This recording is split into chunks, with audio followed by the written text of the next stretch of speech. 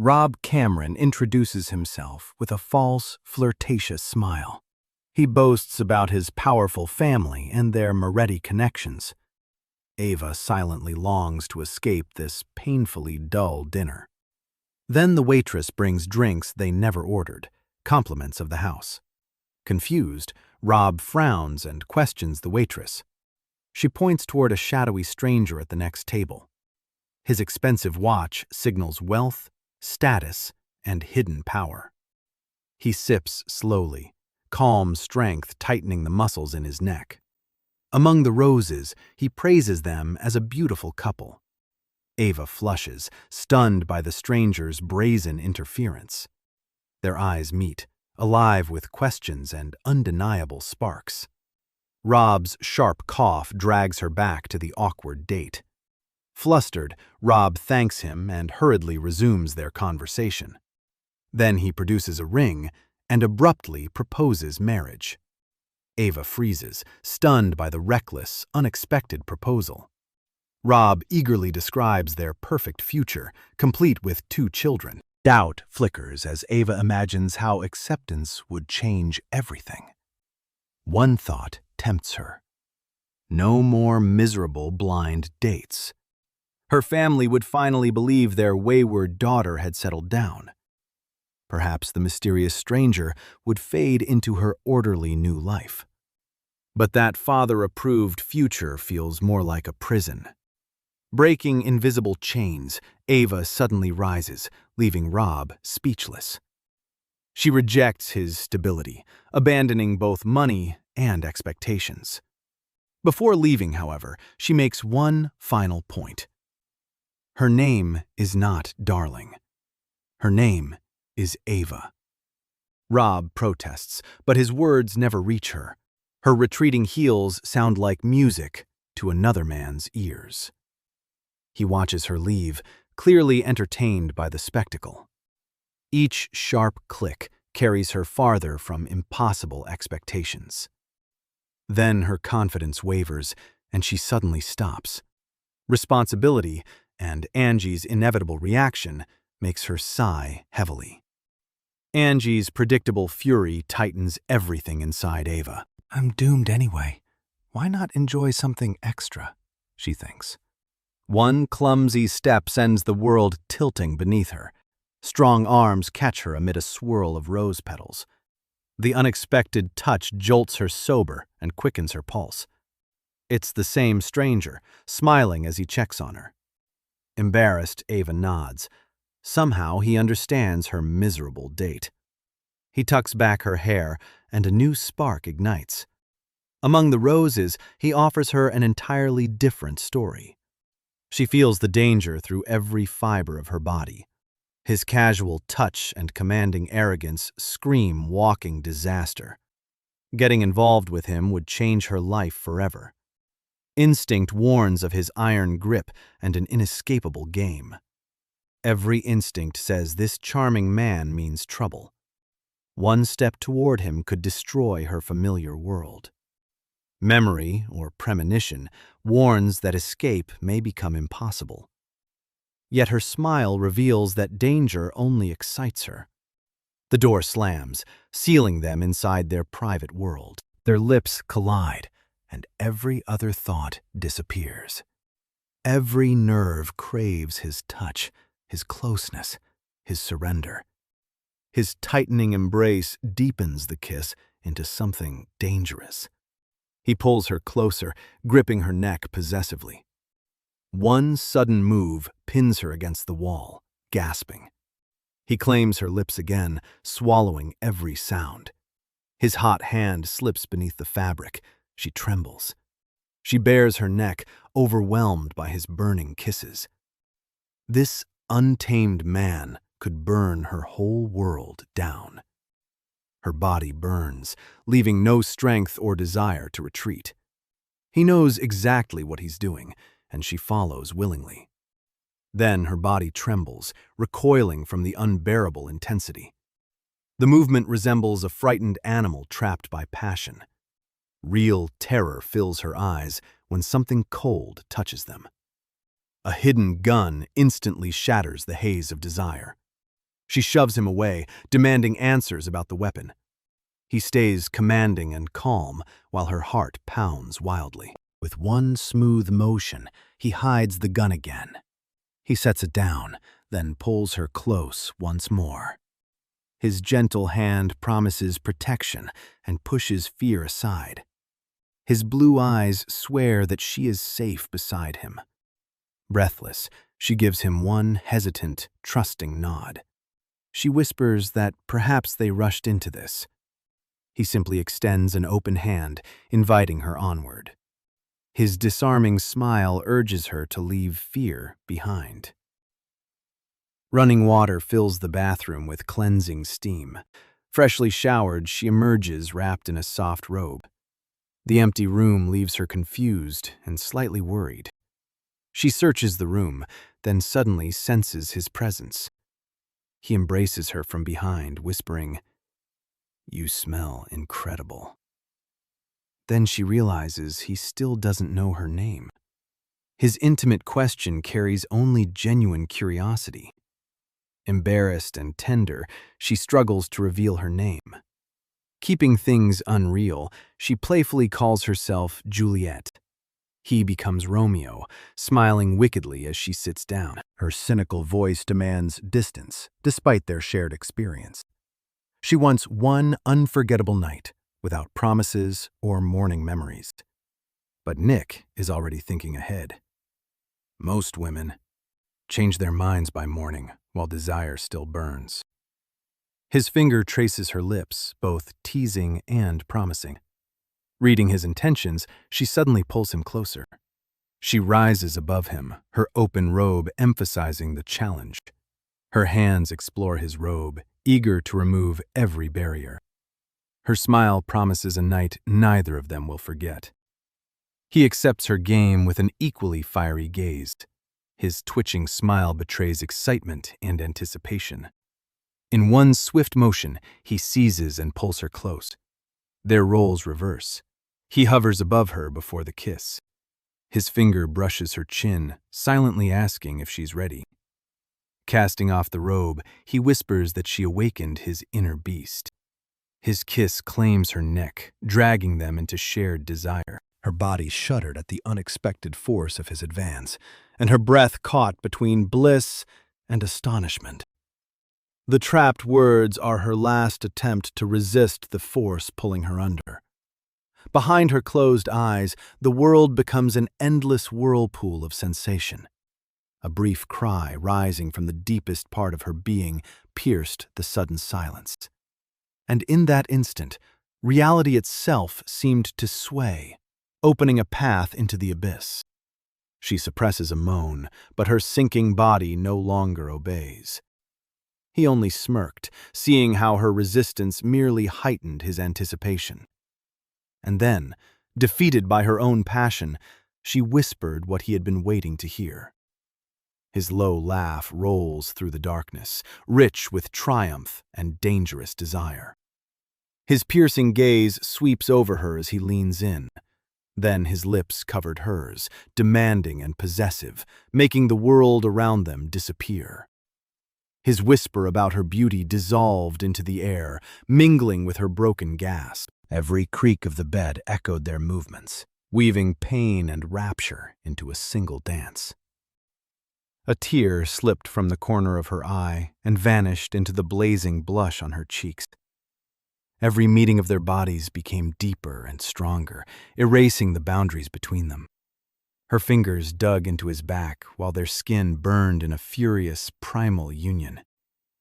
For a moment, she felt like nothing more than a puppet dancing beneath an unseen foreign hand. Her cry vanishes into the room, carrying pleasure, desperation, and the sense that something has been lost forever.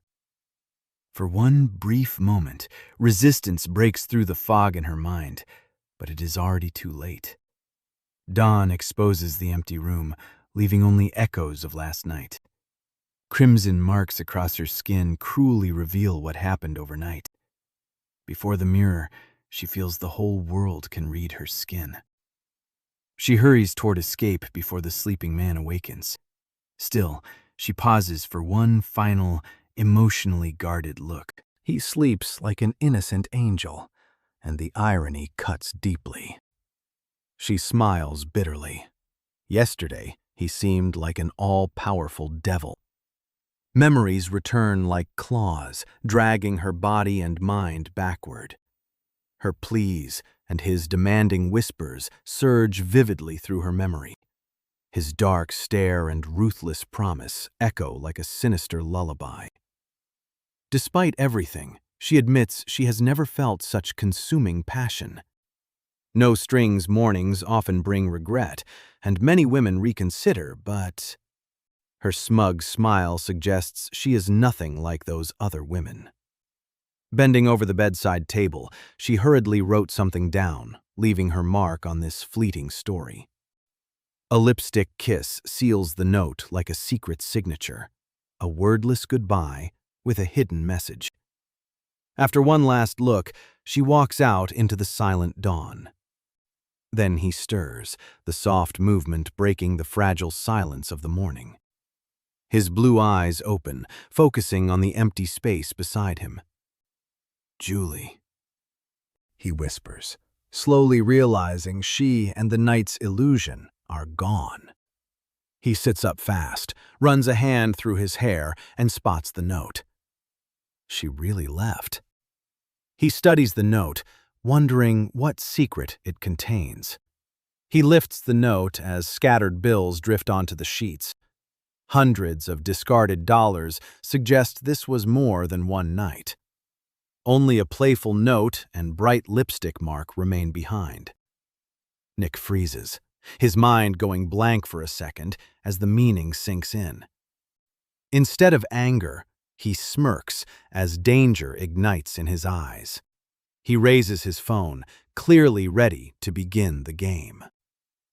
Dressing, he reports that he knows only her false name.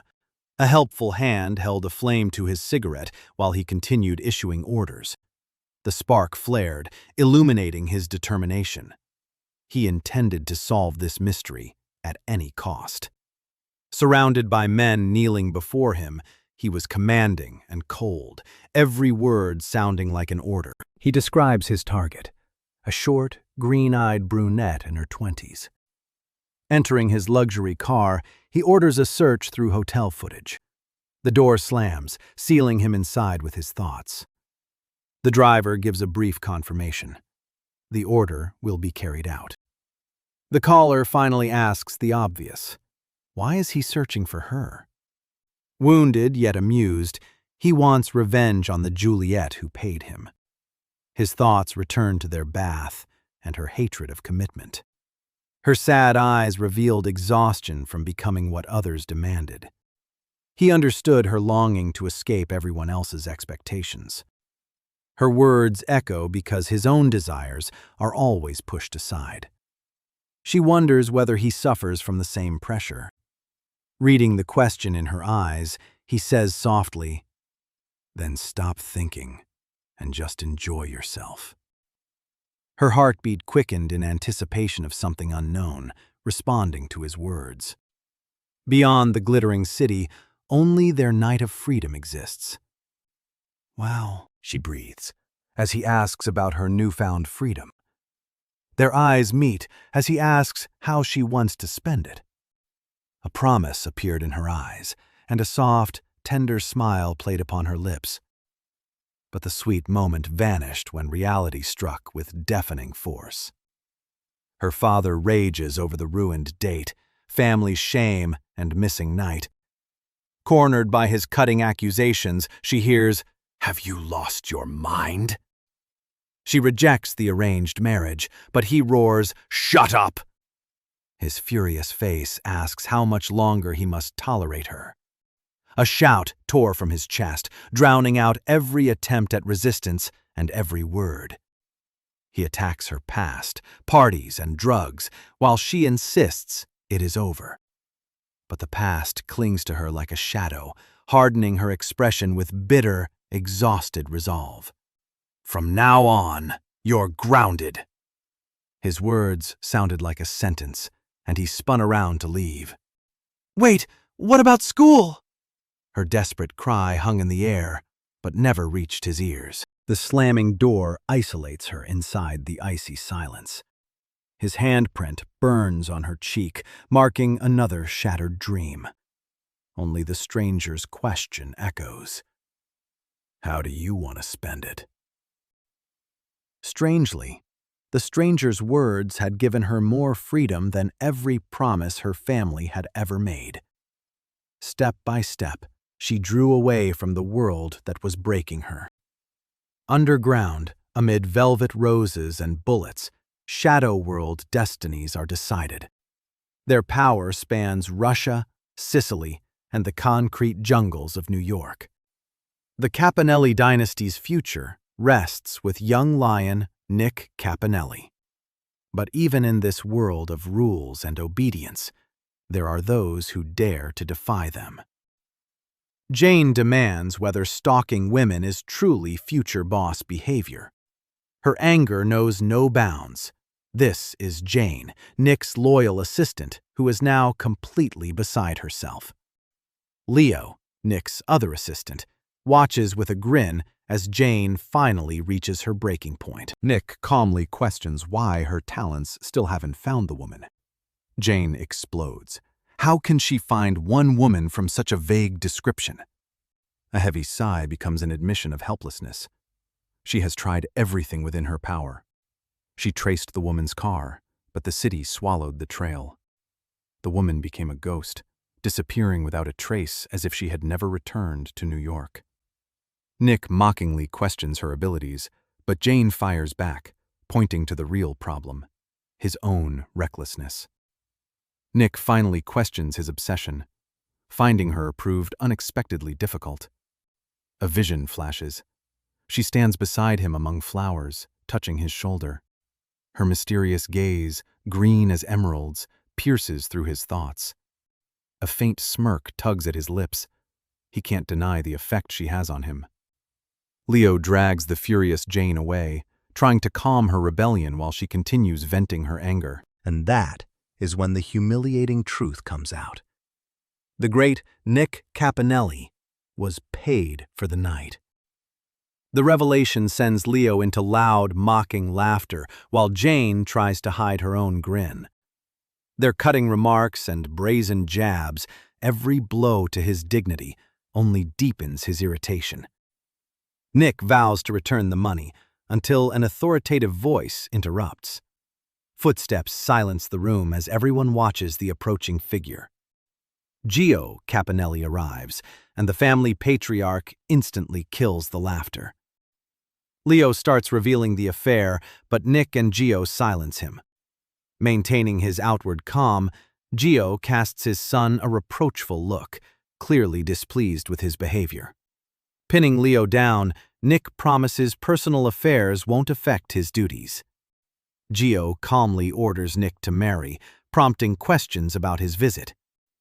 Gio slowly turns toward them, and the seriousness in his eyes foreshadows something grim. The barely audible clink of cup against saucer pierces the tense silence like an omen of disaster. His face turns to stone as he delivers the warning. There is a rat among us. Surprise flashes across Nick's face. He can't believe what he has just heard. Gio says their shipments keep vanishing while a traitor profits. Regretfully, but without hesitation, he places this dangerous mission on Nick's shoulders. Leo swallows nervously as one of the men present tries to volunteer, eager to prove himself. But Nick beats him to it, a spark of anticipation lighting his eyes as he accepts the challenge. With a faint rustle, black gloves slide over his hands like a second skin, ready for action. A predatory smile touches his lips. The traitor will pay dearly for his betrayal.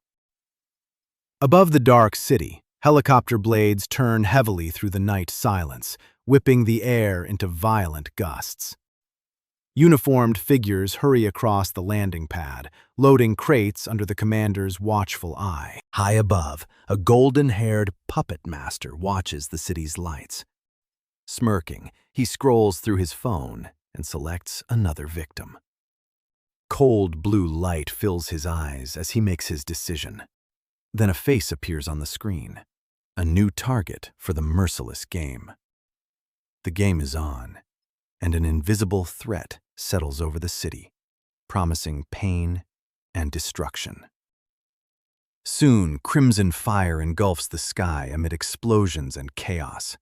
Among smoking ruins and burned-out cars, Nick stands over bodies hidden beneath sheets. Drops of blood slowly run down his black glove, silent witnesses to a brutal night.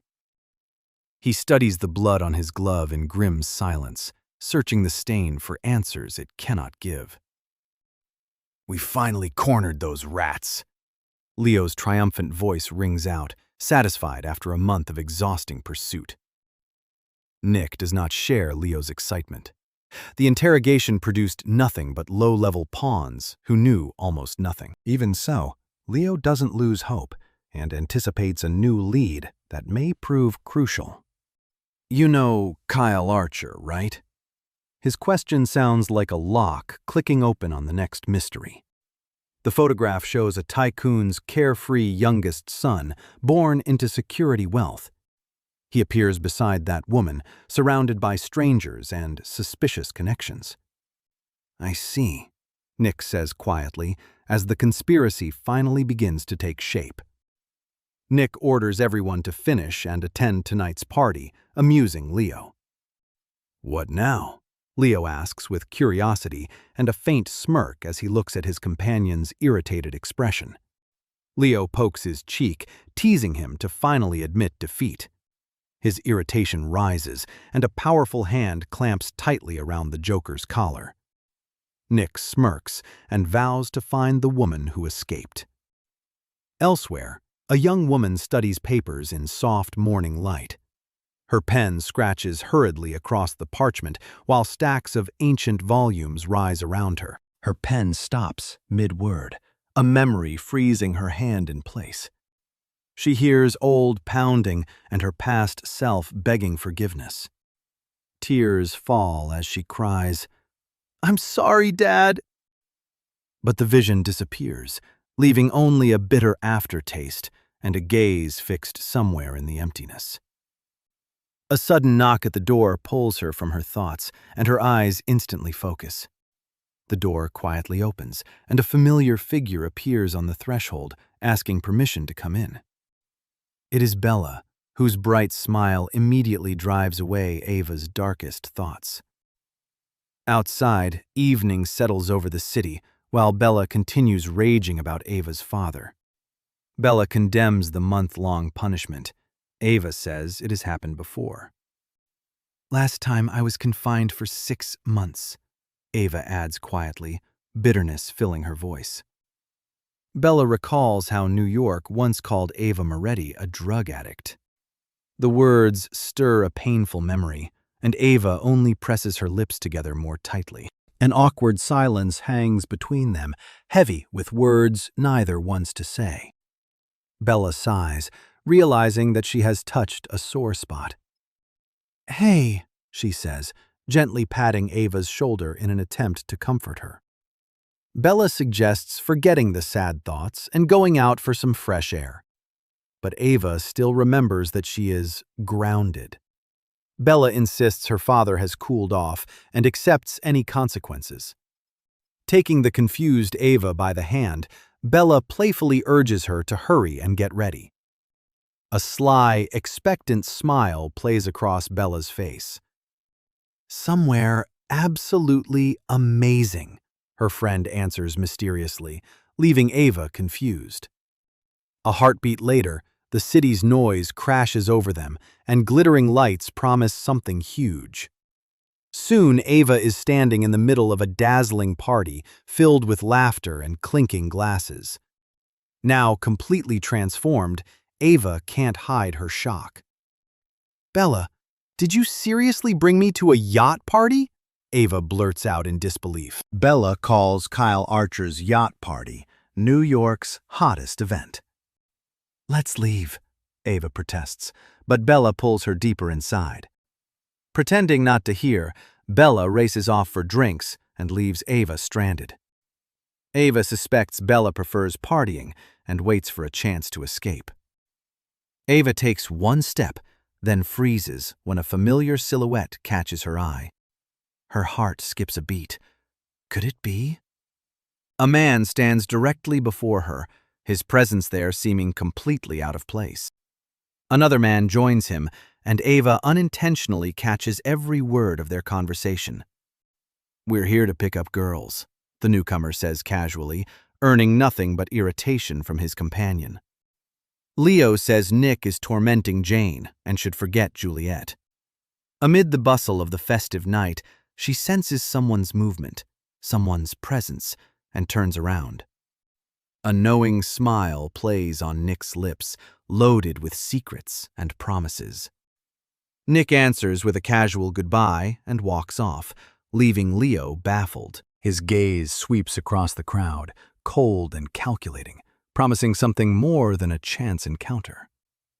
Then, Ava recognizes an unwelcome ghost from her past. Jimmy stands before her, wearing the same insolent smirk, and her lips barely whisper his name. She refuses to talk, but Jimmy keeps dragging up their past. Her anger erupts, and she accuses him of doing nothing but taking pleasure in her weakness and vulnerability. With his eyes closed, he nods and cynically admits that he has no intention of lying. Jimmy admits he loved seeing the precious princess beg for drugs. Then his hand slides downward, hinting at something that could return her to a world of oblivion. His offer to relive the old days sounds like a poisonous whisper, and a tremor crosses her face. Then another woman steps from the shadows with a firm "No!" breaking the spell around Ava. The refusal echoes like a battle cry, because Ava is fighting both Jimmy and the demons inside her. A second later, panic and pain twist across her face. A piercing scream tears from her chest and shatters the silence of the night. Jimmy clamps a hand around Ava's arm, fury twisting his features as she struggles to break free. But then a calm smile appears, promising that the conflict will soon be resolved. Nick steps in and seizes Jimmy's wrist, squeezing until he cries out. "Who the hell are you?" Jimmy asks through gasps of pain, and Nick only smiles mysteriously. A cryptic smile touches Nick's lips as he casually calls himself a passing Romeo. Ava freezes, her eyes widening with instant recognition and shock. In the middle of her stupor, Jimmy's painful cry cuts through the silence. Nick still holds his arm tightly without loosening his grip, while Ava watches, paralyzed. A thin, almost invisible smirk plays across Nick's face, foreshadowing something more sinister. Nick holds him effortlessly, his calm grip making Jimmy's desperate struggle look pointless. "Who are you?" Jimmy gasps. Nick only shrugs. "Me? Nobody important." That look again, that proposition. Just a Romeo passing by, now carrying an entirely different meaning. The realization strikes Ava with renewed force and makes her shudder. It's the hotel stranger, and his presence thrills and unsettles her. Jimmy struggles with all his strength while Ava slowly approaches, trying to gather her thoughts. Enraged, Jimmy swings at him in one wild, desperate motion. Fear floods Jimmy's eyes when he realizes there is nowhere to run. A heartbeat later, metal flashes. A revolver is in Nick's hand, aimed straight at Jimmy. Nick smiles coldly. Going home with a stomach wound would be unfortunate. Jimmy stares in horror, unable to believe Nick is threatening him in front of everyone. Nick watches him with a cold smirk, and recognition suddenly flickers across Jimmy's face. Another wave of pain or humiliation tears through Jimmy, making him grit his teeth. Unable to take any more, Jimmy jerks away and storms off, cursing, threatening to make Ava pay. Left alone with her racing thoughts, Ava hears Nick approach. "Long time no see." He speaks her name, savoring every syllable. and the sound pierces Ava through and through. "It has," Ava manages, fighting to hide how shaken she is. Through forced laughter, she pushes out the name she once gave him, making her dislike perfectly clear. Reveling in her reaction, he merely smugly and calls her cruel. His mockingly tender confession that he has searched everywhere for her sends a chill through Ava. With mock surprise, he asks whether she has forgotten their special encounter. An image flashes through her mind of that morning when, without even realizing it, she had bought him. Ava quickly turns it into a joke, trying to conceal her embarrassment at the unwelcome memories. Nick only lets out a theatrical sigh and pretends that her words have hurt him. He says her deep sleep tempted him. Flustered, Ava quietly apologizes. A playful smile returns to his lips, promising something new. Then he reaches for her and gently draws her closer. He kisses her wrist and offers a date she can barely refuse. For one suspended moment, the party disappears and the world narrows to the space between them. Their fingers intertwine in a light touch that sends a shiver across her skin. Emotion spills over as he suggests that they have dinner together. His piercing, expectant gaze demands an immediate answer. Mesmerized by his boldness, Ava can barely gather her thoughts. A faint, almost unconscious smile crosses her lips. He waits for her decision, but her frozen expression leaves only one question in his mind. Why?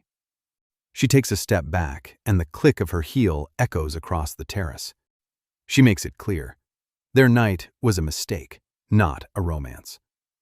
A barely visible, predatory smirk touches her lips, concealing deep bitterness. Behind a mask of charm, she challenges him, certain that all he wants is to repeat the past. His words die on his tongue, and open confusion appears on his face. Her bitter suspicion is confirmed, and she presses her lips together, holding back her emotions. He manages only a useless apology, already far too late. She turns away, her voice icy as she declares that she has no interest whatsoever. Walking away, she says he can easily find another victim. Her slender figure disappears into the crowd, dissolving among the lights of the nighttime city. Only one biting question rings through her mind. What the hell had she been hoping for? Déjà vu strikes. Jimmy once shattered her heart the same way. He had enjoyed her humiliation, watching the precious princess beg for mercy. Again, she believed things could be different, and repeated her old mistake. The present tightens around her throat, leaving only pain and the wreckage of shattered hopes. Her retreating back becomes the final period in a story that ended before it could begin. One moment of confusion, and the night swallows him as if nothing ever happened. He remains alone, lost in a whirl of thoughts where romance was merely a distraction.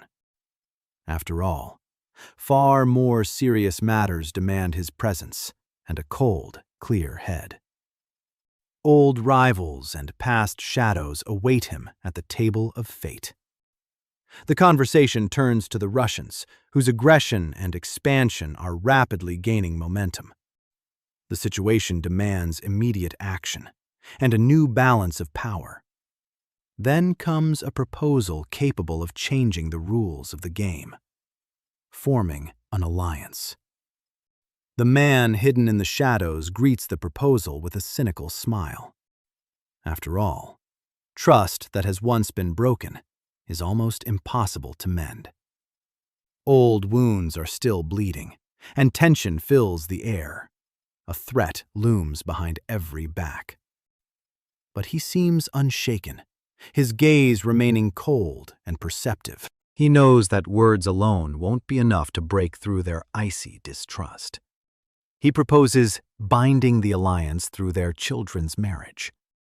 The move is unexpected and makes his opponent lose his composure for a moment. A marriage alliance, the perfect move in their brutal game of chess. A cunning smile lights his face, foreshadowing a new chapter in their ruthless game. But in another, far darker place, tools of a very different kind lie waiting. Here, pain is the only companion, and fear has settled into every moan. Every movement and every sound makes the victim tremble in anticipation of fresh torment. A certain gray wolf mockingly whispers threats, savoring another person's despair. He is a hunter toying with his prey before finally pushing it into the abyss. Blood has already soaked through his clothes, evidence of a long and merciless torture. But even in this hell, complete solitude is impossible. A voice interrupts the bloody spectacle. Someone's whisper slides into his ear like a venomous snake, delivering new instructions. His new assignment is a marriage alliance, drawing a blood-stained grin. His eyes burn with a mad violet light, promising that the fun will be bloody. Meanwhile, in a completely different world, another man is tormented by pain of his own. His clenched teeth and bloodshot eyes speak of unbearable rage. It began with curiosity flickering beneath a glass of whiskey. Then she entered the bar and consumed his complete attention. From the tips of her wavy hair to her elegant shoes, every detail about her is flawless. A rare, genuine beauty worthy of the canvases of old masters stood before him. But despite all her allure, something about her wasn't right. She seemed bored to the point of yawning, yet it was impossible to look away from her. Had she really come here to meet a suitor like that? He signals the waitress and catches her attention. "Please bring 2 whiskeys to that table," he says, indicating the woman. The blonde man seems to be trying to rescue her from boredom by drawing her into empty conversation, but the beauty's face still shows nothing except distant indifference. Yet something about this little game doesn't sit right with him. Her gaze pulls him in like a magnet, promising mysteries and hidden depths. Then, with a whisper of fabric, she rises, leaves her date behind, and heads for the exit. Every step and every click of her heels takes her farther from him, but he can't look away. The resolve in her eyes says everything. She needs no rescue, least of all from him. A faint smirk plays on his lips. Interesting, he thinks. And that alone is enough to ignite the thrill of the chase within him. The city night spreads beyond the window like a silent witness to their secret. She lies beside him, breathing deeply, her tired face filled with an inexplicable charm. He looks at her, at this sleeping embodiment of mystery, unable to tear himself away. One moment, she seems so fragile and frightened, like a delicate creature. The next, she is bold and defiant enough to take his breath away. And just as quickly, she becomes a playful, mischievous girl. Maybe that unpredictability is her greatest weapon, the reason he cannot look away. He wonders what tomorrow morning will bring. Will she beg him to stay? His eyes trace her sleeping face. If she does ask him to stay, he would not mind at all. Morning brings only a kissed note and the words, "Good luck," and a whole scattering of bills carelessly tossed across the sheets. The realization slowly pierces him.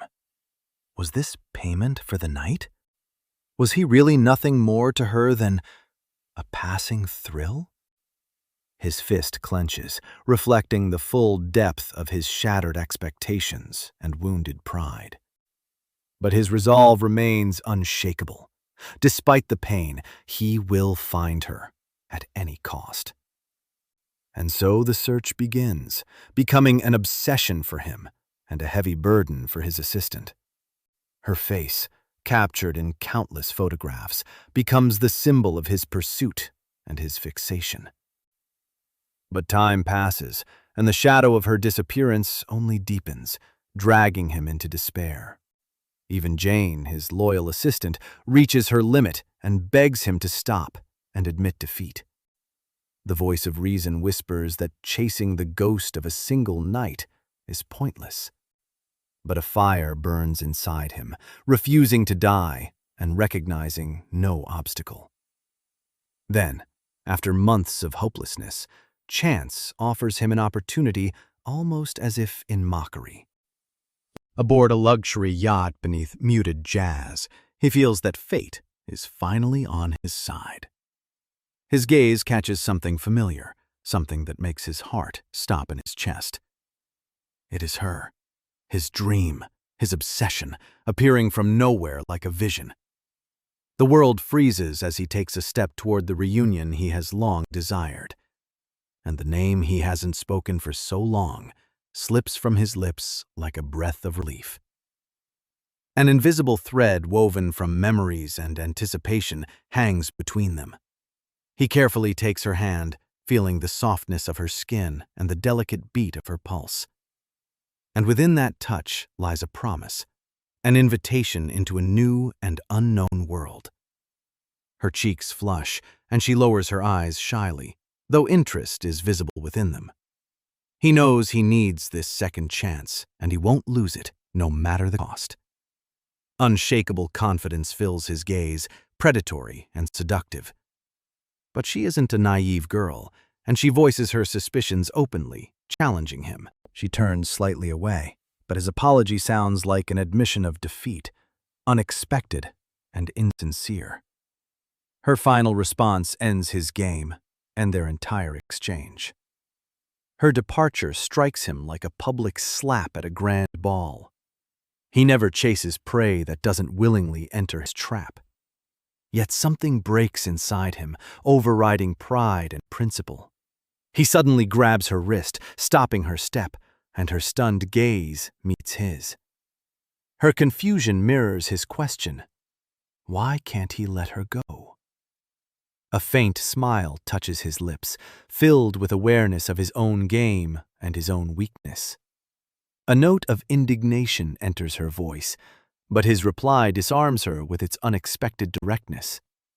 His sincere offer of something deeper touches an unexpected part of her. A business card now promises an open door and another chance. Blushing, she hears him whisper that his intentions are serious. Their breaths mingle, and the entire world briefly disappears. He withdraws, leaving her with his number and pulsing doubt. He fades into the crowd, but his presence still lingers. Nick smiles, knowing he must make her return willingly. Morning sunlight now illuminates the old walls of Ava's university, marking the start of a new day. Though simply dressed, Ava's determined stride radiates strength. His business card burns in her hand like yesterday's lingering ember. She refuses temptation after only just reclaiming her freedom. And yet the thought of him is already flaring inside her soul like a spark. His sincere words keep pulling her toward the unknown. She walks on, trying to drive away the spell, when a sharp shout pulls her from her daze. Freezing in mid-step, she turns around, and in a single instant, her fragile world collapses. With a deafening roar like a predator, a luxurious scarlet sports car stops at the curb. In the morning sunlight, the golden rim of an expensive watch flashes on a powerful male wrist. She doesn't need to see his face to feel inevitability close its icy grip around her heart. And there he stands after stepping from the car, smiling smugly like Victor. The red monster, his car, continues to gleam, confirming limitless power and danger. He is here, and every gesture and every look screams that she is doomed once again. Her fragile peace collapses beneath his unbearable presence. He appears like a mocking ghost from the past. Every nerve rings with despair as her hand, trembling with anger, points at him and demands answers. How did he find her and invade the life she rebuilt? His casual answer destroys her illusions and ignites her fury. He thinks he has broken her, but instead, he awakens an ancient strength. Under the humiliating spotlight of curious stares and judgmental whispers, her rage only grows stronger, promising revenge. She fights his lies, but his icy response confirms the betrayal. His touch isn't tenderness. It destroys her remaining illusions. Before the roaring crowd, his poisoned affection turns trust into hatred. His touch isn't tenderness. It destroys her remaining illusions. Before the roaring crowd, his poisoned affection turns trust into hatred. The shouting crowd closes in as she is dragged away. One hard shove, and she is inside the luxury car like a prisoner.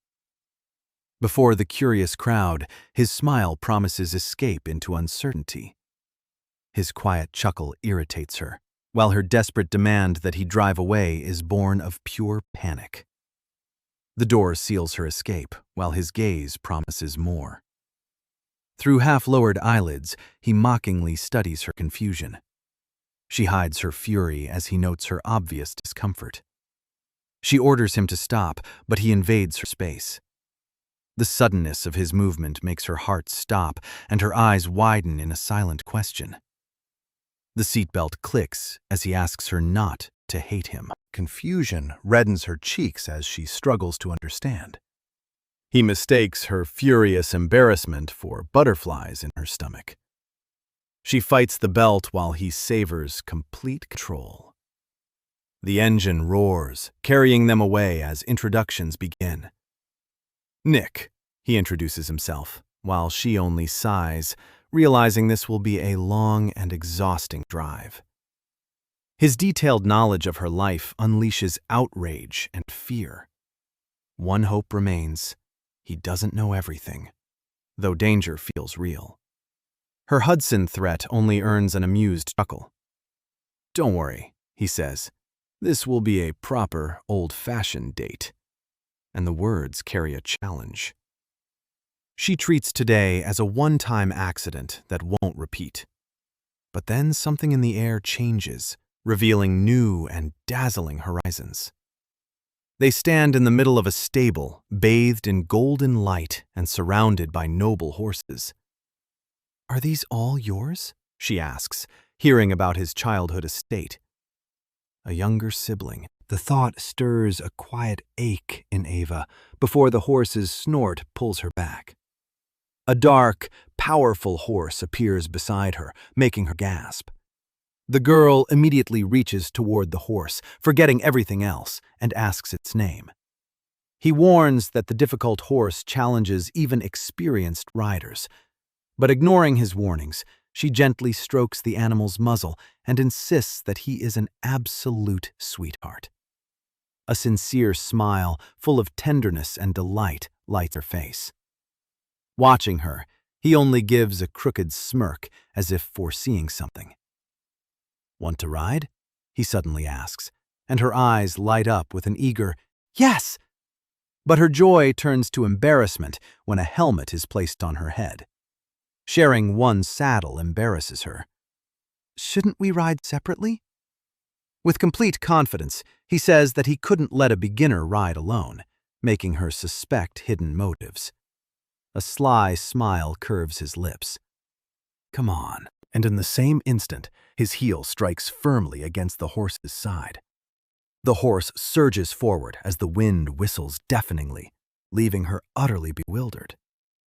The ground rumbles beneath the hooves, and a terrified scream tears from her throat. "Ah!" The wind roars as terrifying speed makes her panic. But he only smirks with complete confidence and doesn't slow down.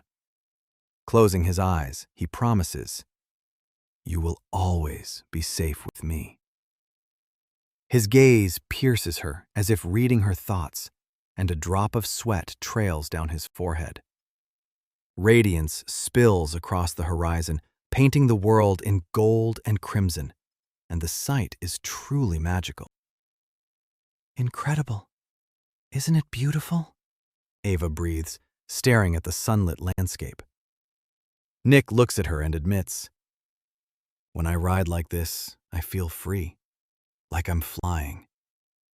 His smile softens. That's why I thought you might enjoy it too. Hoofbeats thunder around them while Ava struggles to process the moment. Her cheeks flush, and she lowers her gaze shyly, a faint smile playing on her lips. The sky burns above them, and amid that beauty her inner voice whispers, "How strange." During their picnic, he asks about her dream of practicing law. She overcame her father's objections by proving a family lawyer had value. He still sees me only as a tool for political marriage. He listens carefully, his gaze showing deep understanding and silent sympathy. Then Nick's expression brightens and Ava's heart stops. I just found a solution to your problem. His hand brushes her cheek, and for one charged second, the entire world seems to freeze. Date me, Ava, he says, and the proposal sweeps the ground from beneath her feet. His blue eyes lock onto hers, promising, "It will set you free." Her eyes widen in shock, unable to believe what she has heard, and she is left speechless. Late that night, beneath the full moon, she returns to her mansion and whispers, "I'm home," but her thoughts won't leave her in peace, replaying the events of the evening over and over. He had managed to break through her doubts by promising the freedom she had long desired. Ava cannot understand such selflessness. Why would he do this for her? The answer comes through a tender touch, a wordless confession of feeling. His smile is mysterious, and his gaze pierces straight through her, leaving behind an unspoken question. Her heart pounds wildly, drowning out every thought, while embarrassment sets her cheeks on fire. Ava cries out and bolts upright, torn from the dream. Realization washes over her. It was all only a dream, yet its echoes feel painfully real. Trying to calm herself, she insists that this isn't her first experience, but the agitation refuses to fade. Her thoughts tangle together, leaving only an indistinct premonition behind. As she chooses an outfit for their next meeting, she considers everything from a dress to riding trousers. But halfway down the corridor, a sudden thought stops her cold. She feels completely helpless, not knowing what she should do. Without warning, the door flies open, and an ominous figure appears on the threshold.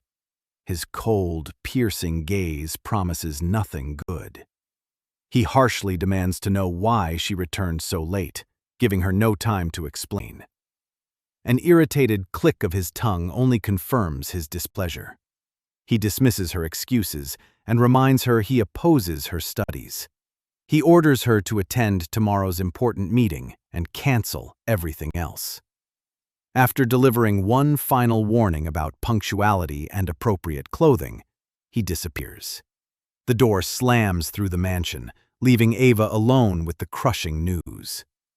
Her father's message lists only Hotel C, 19th floor, 6 o'clock. Arriving early at the imposing building, she looks up nervously at its glittering facade. She obsesses over why her father suddenly included her in business. Her anxiety rises, and she bites her lip as she tries to control her nerves. But hope also flares amid the worry.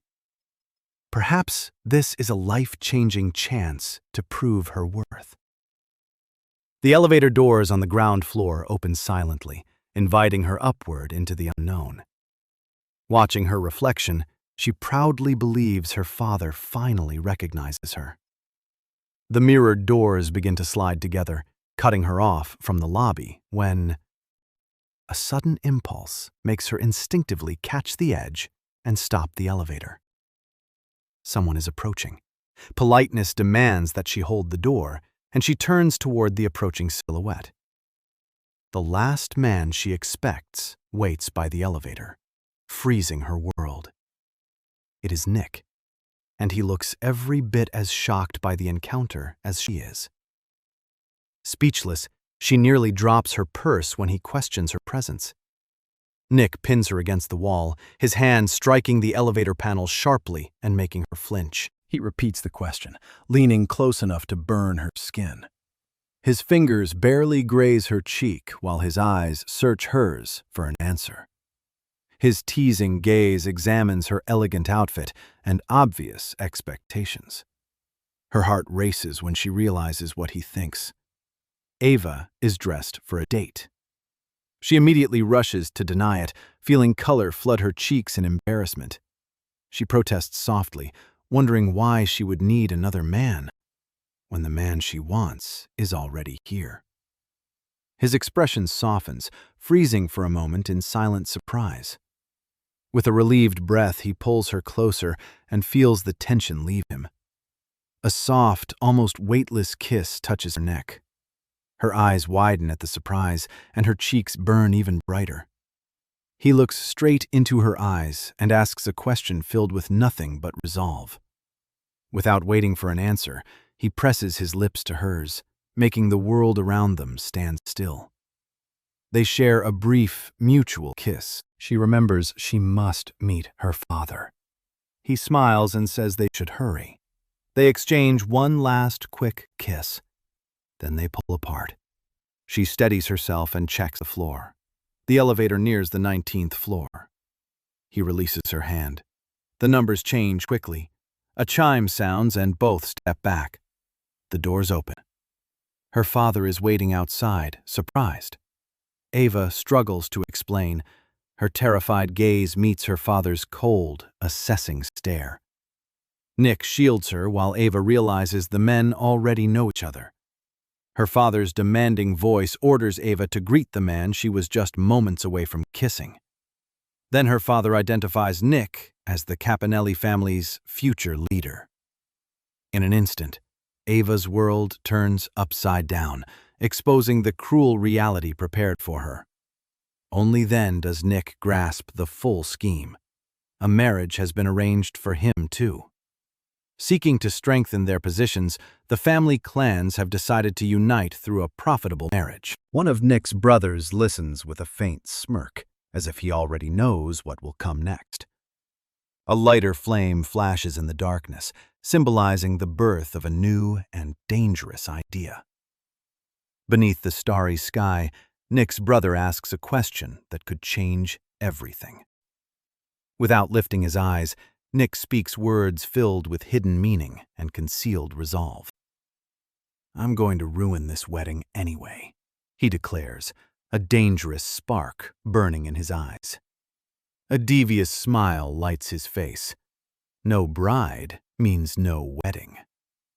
Sensing disaster, his brother vainly tries to warn their father about Nick's plans. From birth, his fate had been predetermined and sealed by ancient clan ties.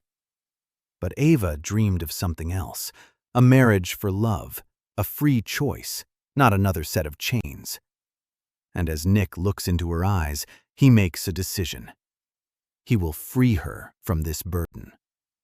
At that moment, Ava still has no idea that her would-be savior is already in the room. The dream he intends to give her seems so distant, yet so real in his eyes.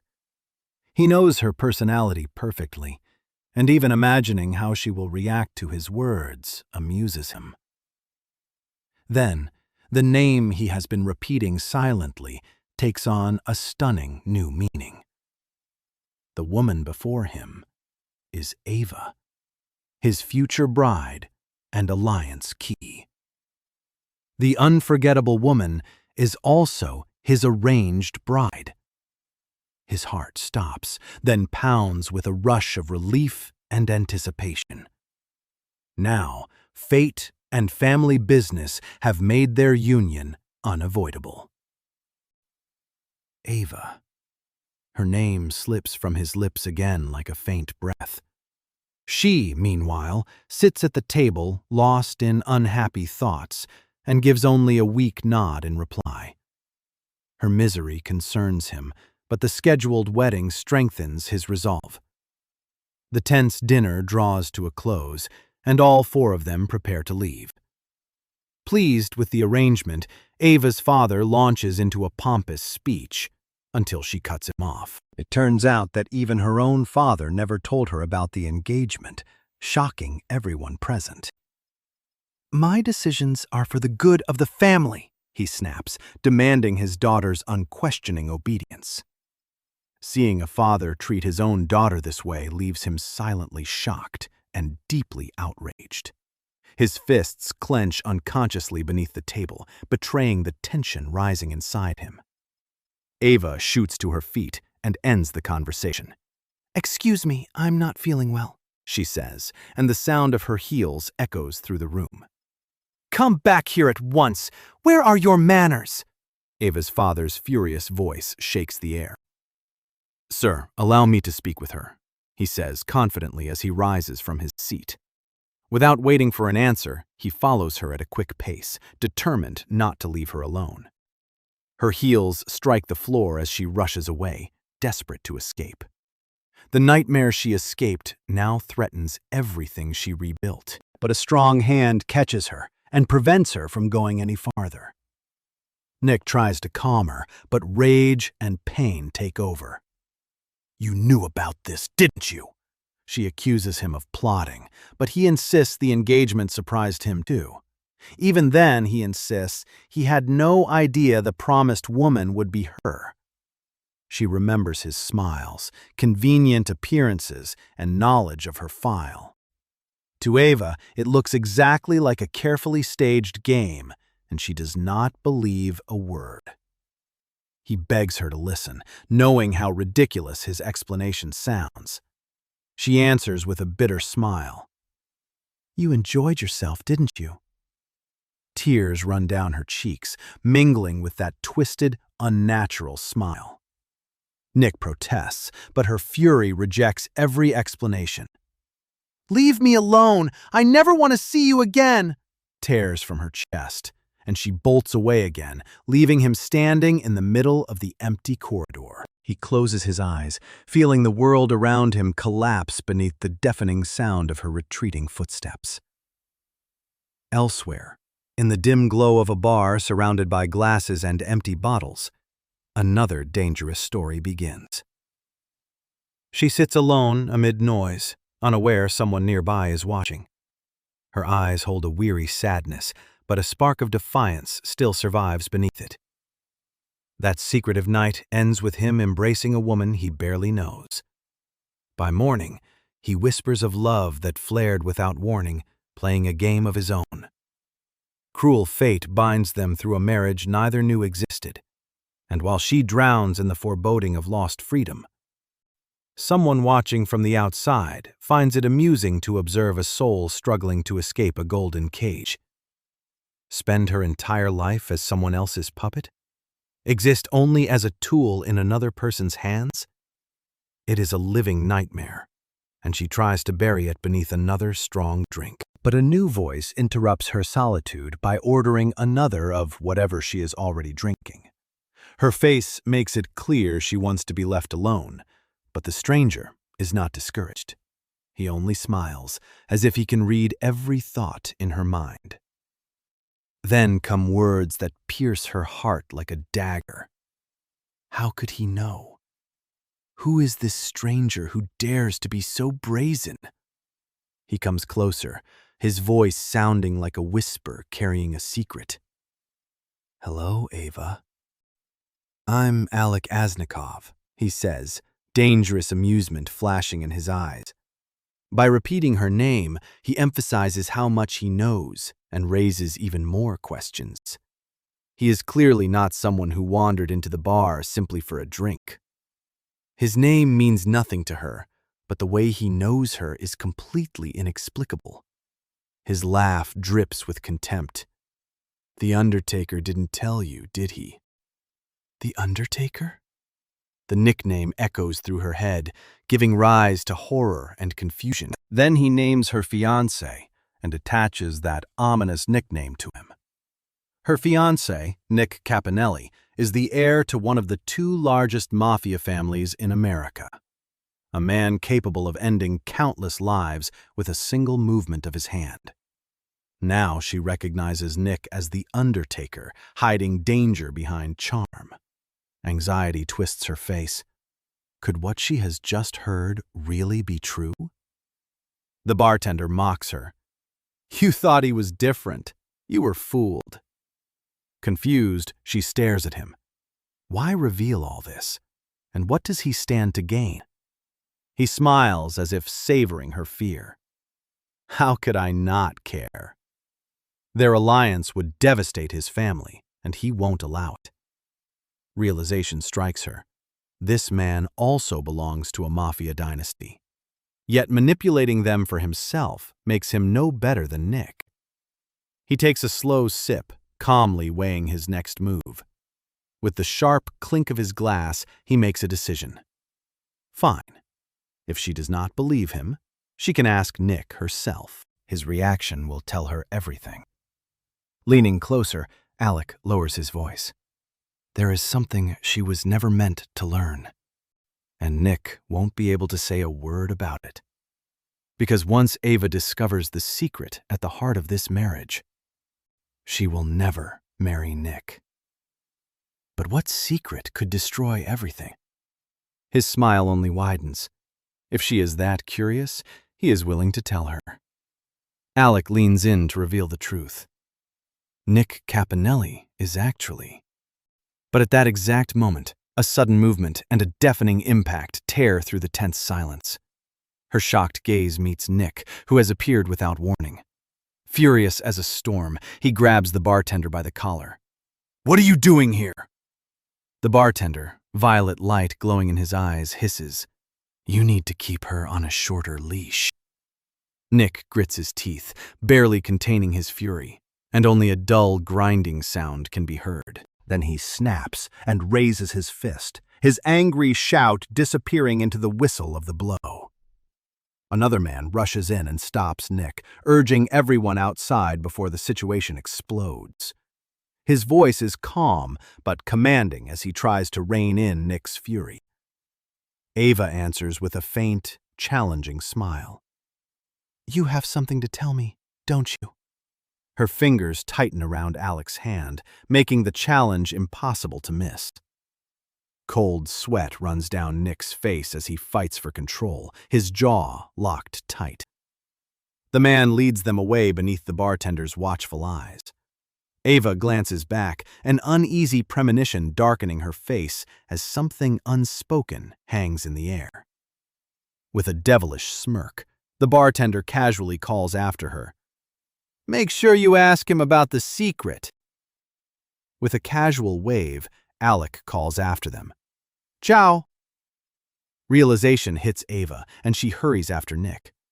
The car speeds away, leaving the bar and blurred city lights behind. A suffocating silence fills the car, and Ava turns away from him.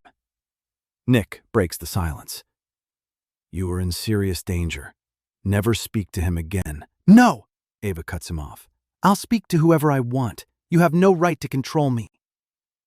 Nick urges understanding, but Ava demands to know their situation. Which situation? Everyone knew my marriage, while a stranger knew you better? Nick freezes as her accusation sinks in, his fist tightening. The squeal of tires tears through the tense night silence, leaving only an echo of confusion behind. Inside the car, an oppressive silence hangs between them, heavier than any unspoken word. Trying to push aside her own emotions, Ava falters and forces out an apology. Pain and exhaustion fill her eyes, along with a plea she cannot bring herself to say aloud. Nick cautiously reaches out and touches her, admitting that his own feelings may have confused her. Nick begs her to let him explain before it is too late. Her hand rests against his chest and feels the frantic rhythm of his heart. She is astonished to realize that his heart is hammering wildly and that he himself looks incredibly anxious. Pale and sweating, Nick can barely speak her name. Ava gives the faintest smile and agrees to listen, sensing something like sincerity in his anxiety. With his head lowered, Nick finally tells her how his father revealed the arranged marriage only days earlier. Having secured Ava, he arrives determined to destroy the marriage. But fate delivered the most unimaginable twist. She turned out to be his future bride. For him, the revelation was a dream come true, pure delight. Yet in his happiness, he failed to consider her feelings, and that now causes him deep pain. He gently squeezes her hand and admits that her sense of betrayal was completely natural. He realizes she thinks he knew everything and played her. "But Ava," his voice breaks with desperation. Tears stream down her face as he swears that he has never lied to her. He swears every word was true while she wipes away tears. He assures her that everything he said was completely true, and the claim echoes strangely in her heart. His feelings, he swears, are as genuine as the tears running down her cheeks. But a sudden blow shatters the idol and throws her out of her dreamlike world. A figure in an expensive suit falls to the floor beneath her father's furious shouts about disgrace. "You humiliated me before the Caponellis," he roars, ignoring her mother. Her feelings mean nothing to a father obsessed with status. A rough jerk beneath her chin forces her silent as he orders her to stop complaining. The marriage is a settled fact, her father's decision, and her feelings don't matter in the slightest. She is used to being treated like an object, used to this pain and this helplessness. To him, she is a silent doll and another symbol of power. Resistance feels pointless. She cannot defy her father, her family, or the fate chosen for her. She considers surrender until someone calls her name through the despair. The memory of his words and his sincere feelings flares like a bright spark of hope.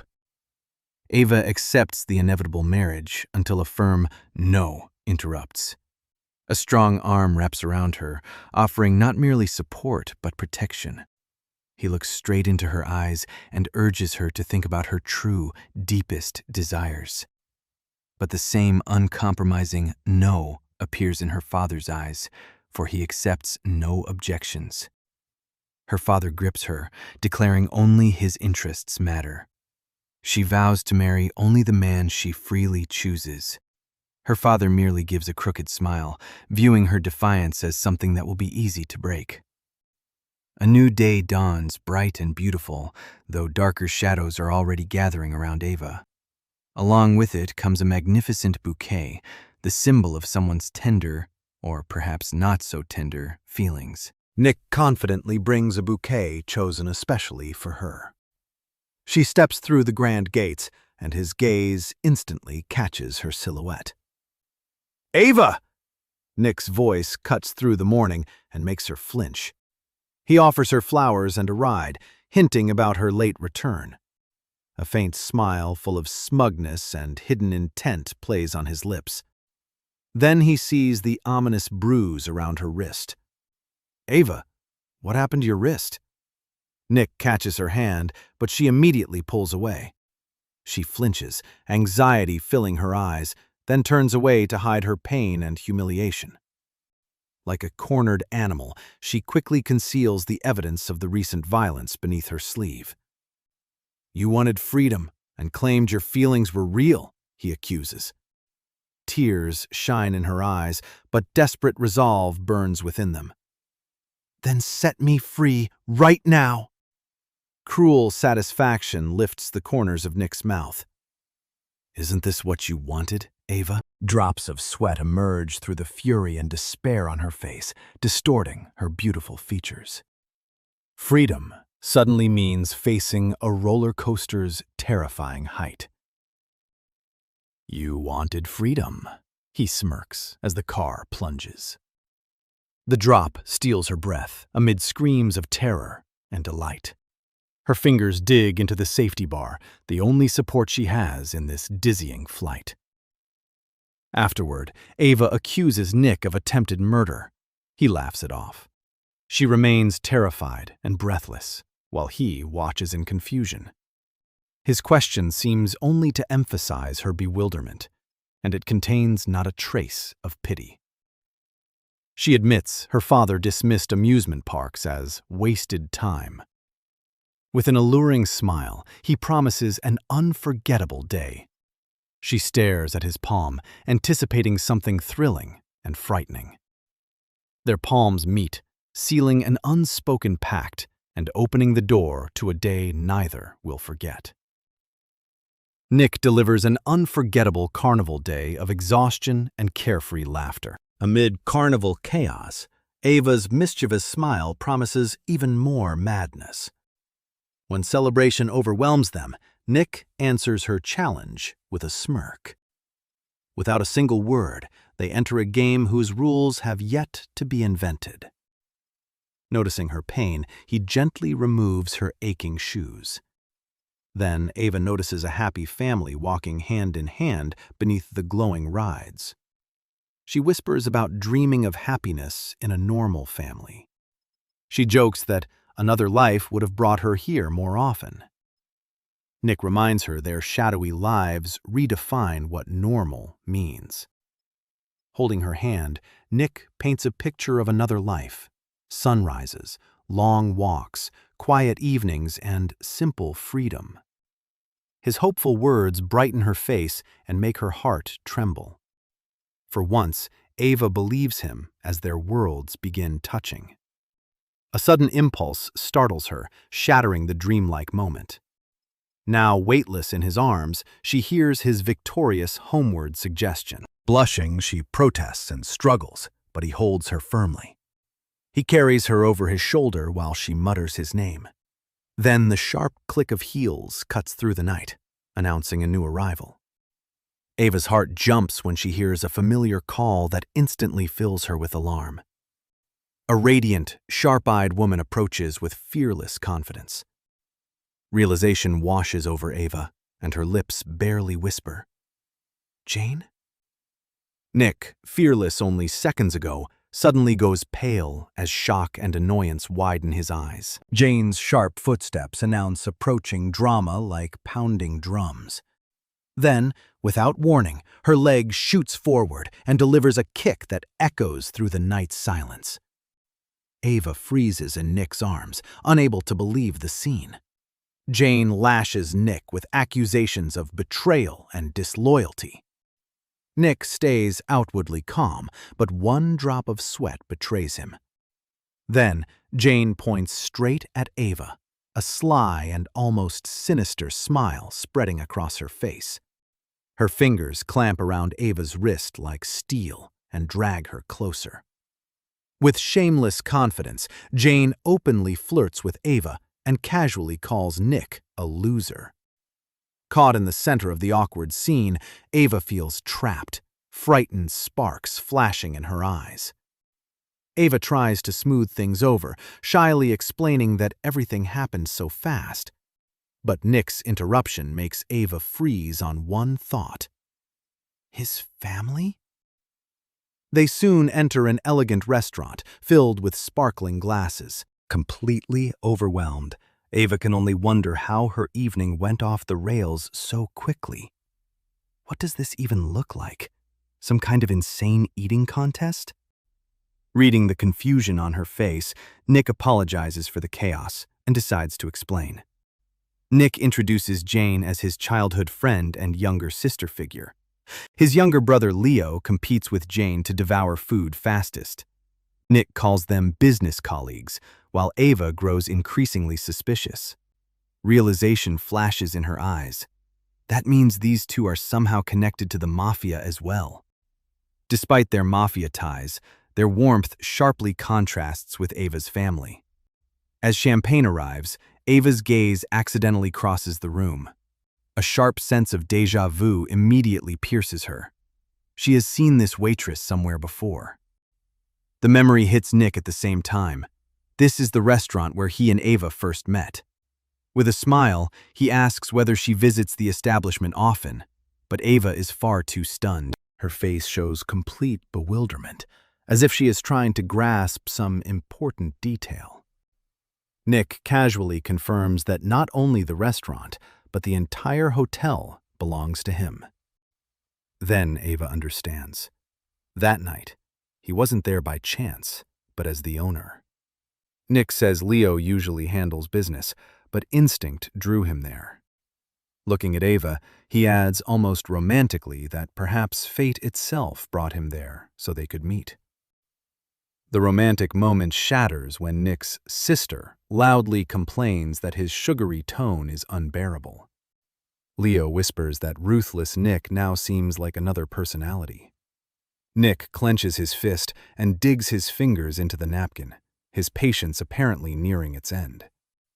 Nick stuffs Leo's mouth, claiming his hungry brother is babbling.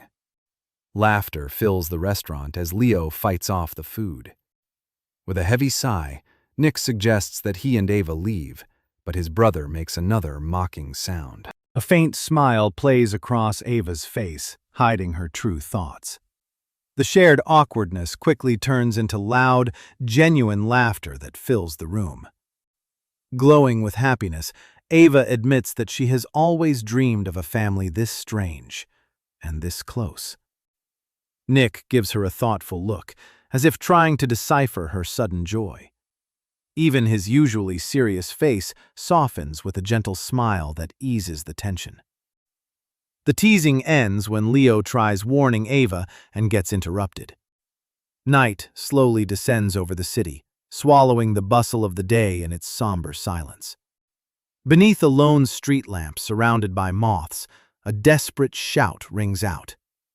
"Why won't anyone sell to me?" In a dark alley, one desperate man demands answers and waves money.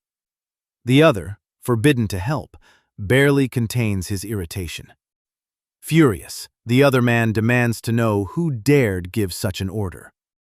Fear twists the young man's face, and he can't force out a single word. Unable to withstand the pressure, he turns and runs away, leaving his companion confused. In helpless rage, the man kicks something with all his strength, producing a dull thud. He paces back and forth, muttering that the entire city seems to have conspired against him. Then Nick's icy gaze flashes through his mind, chilling him. Despair overtakes him, and he bites his lips, realizing that he can't endure this any longer. Another stranger offers what Nick has desperately sought. The stranger shakes a packet filled with white powder and offers him a deal. The man's eyes widen at the opportunity's unimaginable price. "Who are you?" he demands, but the stranger calmly reassures him. "I need help distributing my product," the stranger says coldly. The offer promises a free share for helping his criminal business. He quickly reaches for the packet with a predatory grin. "Of course," the stranger replies, violet eyes promising disaster. Like moths, victims chase deceptive light toward inevitable destruction. "I'm counting on you," he says before leaving, cold and calculating hunger hidden in his smile.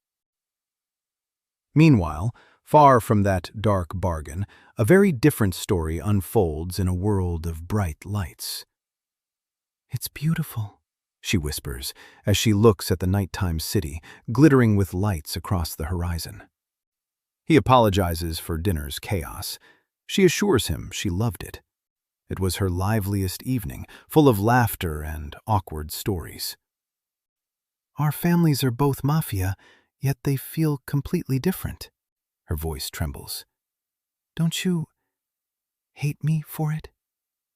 "We didn't choose to be born into mafia families," he replies calmly, gazing toward the endless horizon. The city lights are reflected in his eyes, and a faint shadow of thought crosses his face. Then he smiles and says quietly, "Once, yes, I did resent it." He once hated his terrifying family and dreamed of escape. His fist tightens, but newfound hope changes his future. He says there is no point in being angry about something that can't be changed. Anger cannot help. Only protecting loved ones truly matters. Deep understanding mixed with faint amazement appears in her eyes. He smiles, breaking the tension, and suggests escaping the cold. She needs a moment to process everything she has heard, while a gentle breeze brushes her face. She raises her gaze to him, full of admiration. She admits hope feels impossible when someone is truly trapped. She calls him a strong man, and the words seem to illuminate them beneath the night lights. He gives only the faintest smile in response, his gaze far away. Then their hands touch, and the light contact sends a shock through them both. His gaze moves to her lips, and a tender question hangs in the air. Emotions rage within him that he can no longer restrain, and a blush covers his face. She laughs and calls him funny and a little embarrassed. And finally, with a soft sigh, she agrees. The bridge, illuminated by the city lights, becomes the witness to their long-awaited first kiss. An eager spy at the window suddenly disrupts their romance. It is Bella, shamelessly following Ava's love life to the obvious confusion of Ava's brother. Soon, Ava and Nick arrive at the house, holding hands tenderly. And there is another farewell kiss, which Bella watches with undisguised delight while making excited noises. Ava's brother asks about her boyfriend. Bella reveals he is her fiancé. But then Bella's strong hand pulls Ava along, bringing confusion to the girl's face. Just then, Ava feels a sudden jerk, and panic begins creeping into her heart. Ava's brother Vincent whirls around, his eyes widening at the name. Nick Caponelli? His hand closes around his sister's shoulder. Your fiancé is Nick Caponelli? Ava struggles against his grip while Bella watches smugly. Unable to contain himself, Vincent sharply shoves Bella aside, and her triumph instantly turns to surprise. He spins around and storms out of the house without looking back, leaving the girls bewildered. What happened to him? Ava whispers, still unable to believe what she has seen. Meanwhile, in a shadowy office, the head of the Moretti family sits immersed in thought. A glowing number calls, asking how the plan is progressing. Everything is going smoothly, he replies calmly. The marriage will take place as planned. The caller calls him a terrible father. He dismisses the criticism. A moment later, the call ends. A predatory smile barely touches Moretti's lips. The door flies open with a deafening crash, and Vincent storms in. He is breathing heavily, and uncontrollable fury is written across his face. Vincent, his father says without emotion. Have you forgotten how to knock? Vincent steps forward, his voice shaking. Are you serious? You're marrying Ava to Nick Caponelli? Moretti cites the Russian threat, but Vincent shouts that it changes nothing. Vincent protests. She knows nothing. His father's icy voice silences him. Vincent pales as paternal authority tightens the noose around him. He still defends Ava's right to know, but Moretti remains unmoved. Vincent clenches his fists until his knuckles turn white, unable to comprehend such merciless cruelty from his father. Don't you pity her? Vincent asks, facing Moretti's frozen stare. Vincent remembers Andrew's killer still hiding within their shadowy past. And that smiling killer is Nick Caponelli, the man whose shadow now hangs over them all. Deep beneath the city, equally sinister events unfold. Through smoke and dimness, two men casually discuss their conspiracy. Inside an illegal underground casino, a white-haired man watches everything. A subordinate reports successful shipments. Their leader orders everyone to wait. But a question about the boss from Russia visibly alarms his companion and breaks the appearance of calm. The man's frightened gaze betrays his concern. He either withheld something or clearly said too much, arousing suspicion. The white-haired man thinks silently, hiding every intention behind indifference. The door crashes open again, revealing a man surrounded by an entourage in formal black suits. Their polished shoes step confidently across the filthy floor, promising an inevitable clash and an unavoidable conclusion. Everyone freezes as Vincent confronts the white-haired man's mocking gaze. Without moving, the man sarcastically welcomes his unexpected visitor. Vincent stands firm, while armed men prepare behind him. Asked their purpose, Vincent's companion mentions something left on their territory. Smirking, the man returns their severed, bloodied hand. The contrast between the white bag and the scarlet blood horrifies everyone present. But the white-haired man only smiles condescendingly, finding their reaction highly amusing. The owner of the hideout keeps his expression unchanged and merely presses his lips together more tightly.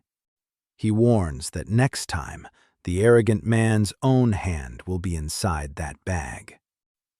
Alex, however, seems only entertained and dismisses the threat like a child's prank.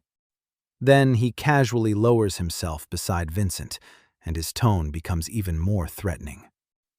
The blade of his knife already touches Vincent's neck, leaving a tiny but ominous mark on his skin. He promises that next time he will play for real, with lives at stake. Vincent's men immediately reach for their weapons, ready to defend their leader. The clicks of triggers echo through the room, and the tension reaches its peak. The entire room becomes a battlefield, with everyone aiming at an opponent and surrounding the two men. Despite the deadly threat, Vincent coldly asks whether Alex has declared war on him. The white-haired man lowers the knife, but his smile only widens as he gives a thoughtful reply. Alex admits that Vincent is currently at a disadvantage because he is standing on someone else's territory. He rejects full war for now, favoring a targeted strike.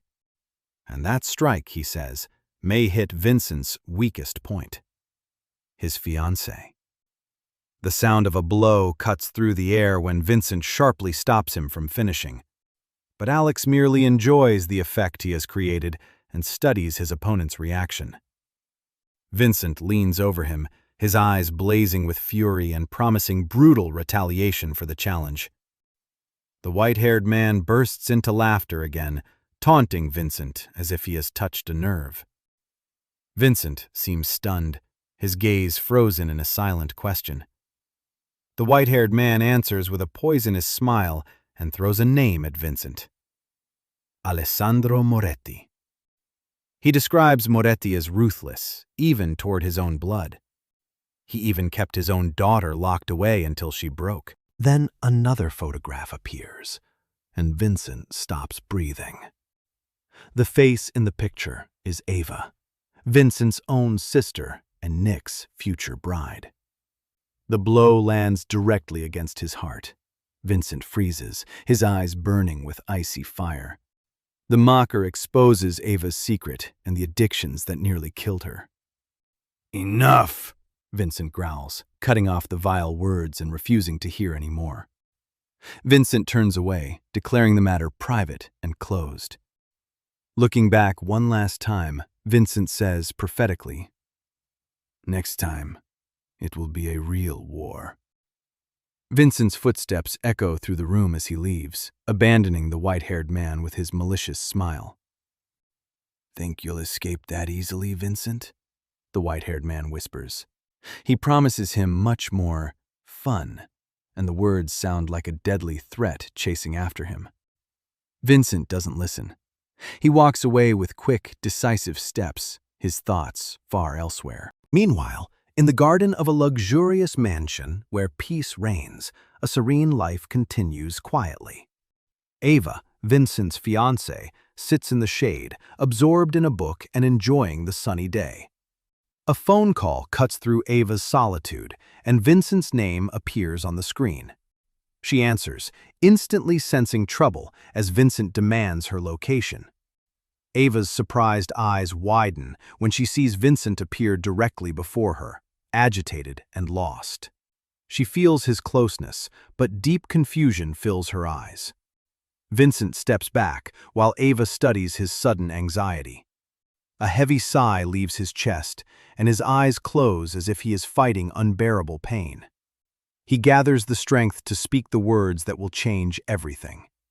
A sharp voice interrupts, demanding why they are on his property.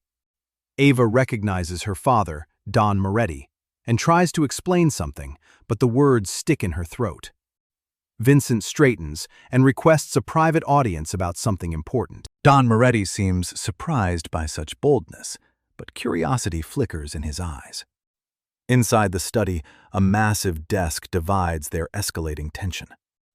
Vincent asks the Don whether he truly imprisoned Ava. The master of the house calmly turns his back and answers with contempt. "So what if I did?"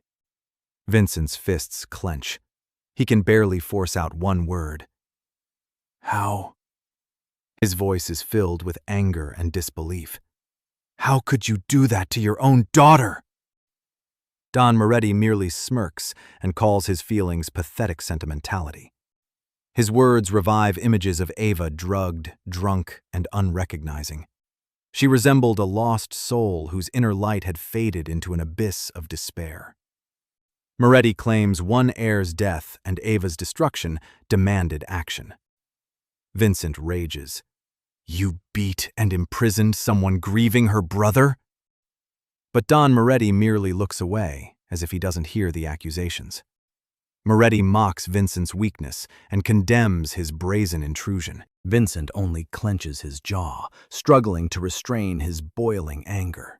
He announces that he won't leave Ava under the Don's care and will take her with him. Moretti calls Ava family property. Vincent angrily cuts him off. Don Moretti's rage boils over when Vincent refuses to back down. Vincent firmly rejects his words and insists that Ava isn't anyone's property. As though placing a final period on the argument, Vincent spins around and heads for the exit. Meanwhile, Ava paces nervously outside, sensing the approaching storm. She anxiously wonders whether to intervene or keep waiting. A heavy sigh slips from her lips as she tries to calm her worry. The doors open and Vincent appears on the threshold. Ava questions Vincent's confrontation, but he abruptly grabs her hand. He says everything is settled and drags her home. Ava desperately tries to make him speak and demands an explanation of what happened inside. Vincent abruptly stops, frozen by something he sees. Vincent reveals he knows how brutally her father treated her. Sincere regret fills his voice, and he whispers, "I'm sorry," wishing he had discovered the truth sooner. But then his gaze hardens, and determination ignites in his eyes. He turns to her and admits that her father has crossed every line. Ava calls it private history, but Vincent demands the truth. Vincent's jaw tightens again, and his silence says more than any words could. Vincent sarcastically asks whether he should ignore everything hurting her. Ava stumbles through an excuse, insisting that it isn't serious enough to come between him and his father. Vincent makes a sudden move, and fear flashes across Ava's face. He carries her away, refusing to leave her there another minute. Ava protests that everything is happening too fast and that she is nowhere near ready.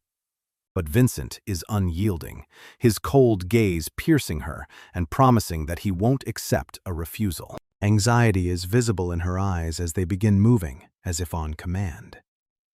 The enormous building towers above them, and a gleaming, elegant car is already waiting at the entrance.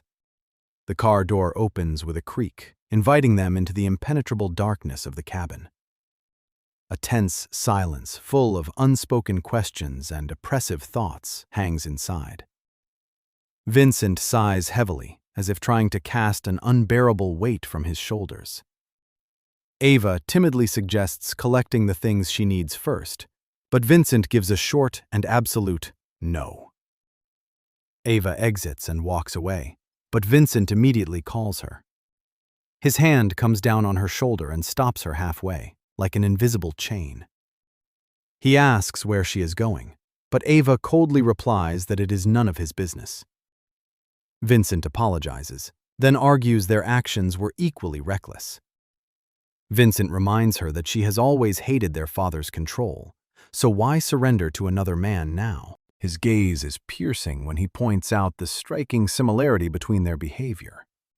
Ava accuses him of dragging her away without asking what she wanted. Vincent refuses compromise over her safety. Ava quietly acknowledges him. Despite her outward understanding, resentment still burns in her heart. Needing space to cool down, Ava leaves him behind. His gaze follows her retreating figure as it dissolves into the gold of sunset. With a groan, Vincent covers his face with one hand and desperately curses the situation. Ava walks along the busy streets, the click of her heels her only companion in this troubled hour. Every step echoes with bitterness and deep confusion. Then something stops Ava cold, pinning her in place like an invisible hand. In the crowd, Ava wonders how hopeful mourning became devastation. Vincent's face appears before her mind's eye, along with his piercing, determined gaze. And although she knows the reasons for his actions, resentment still smolders deep inside her. An unexpectedly familiar voice pulls her from her painful thoughts, and she turns around in surprise. Jimmy stands before her, his smug smile unpleasant, but she still forces out his name. The threads of fate sometimes weave themselves into the most unpredictable and dangerous knots, and the thought of a cold cocktail tempts her with the promise of at least temporary oblivion. Jimmy sits beside her, immediately hinting at her recent argument. His hand slides over her forearm, and his voice drips with false sympathy. He leans close, whispering vulgar promises about spending the night together. Ava looks at him with cold detachment, not a trace of her former affection in her eyes. Ava regrets her former recklessness while Jimmy questions her silence. Without hesitation, she shoves him away and cuts off his brazen advances. His wounded ego can't endure the rejection, and Jimmy spits angry words about how worthless she is. But only detached understanding flickers in her eyes. Back then, she didn't care who rescued her from reality. Jimmy's burst of rage doesn't fade, however, and losing control, he tries to grab her again. But then, as if from nowhere, a stranger appears beside them, and his presence instantly ends Jimmy's aggression. The mysterious hotel stranger flashes through her mind, startling her heart. Jimmy questions the stranger's arrival and receives a cold warning. To leave no room for doubt, he adds that it isn't a request, but a direct order. A sharp pain pierces Jimmy and makes him cry out in surprise and fear. Muttering under his breath, Jimmy hurriedly leaves, abandoning the two of them alone at the bar. With a smirk, the stranger remarks that he didn't expect to see her surrounded by such unpleasant people. But he immediately corrects himself and admits that watching them was actually rather entertaining. "Is that why you keep appearing around me?" she asks quietly, without taking her eyes off him. The stranger says addiction doesn't automatically make someone trash. "You investigated me," she whispers. He confirms her reputation is public. Her gaze dims as she sinks into a whirlpool of unhappy thoughts. Tilting his head, he asks why her past troubles her so deeply. "I'm just tired," she answers, slowly stirring her cocktail.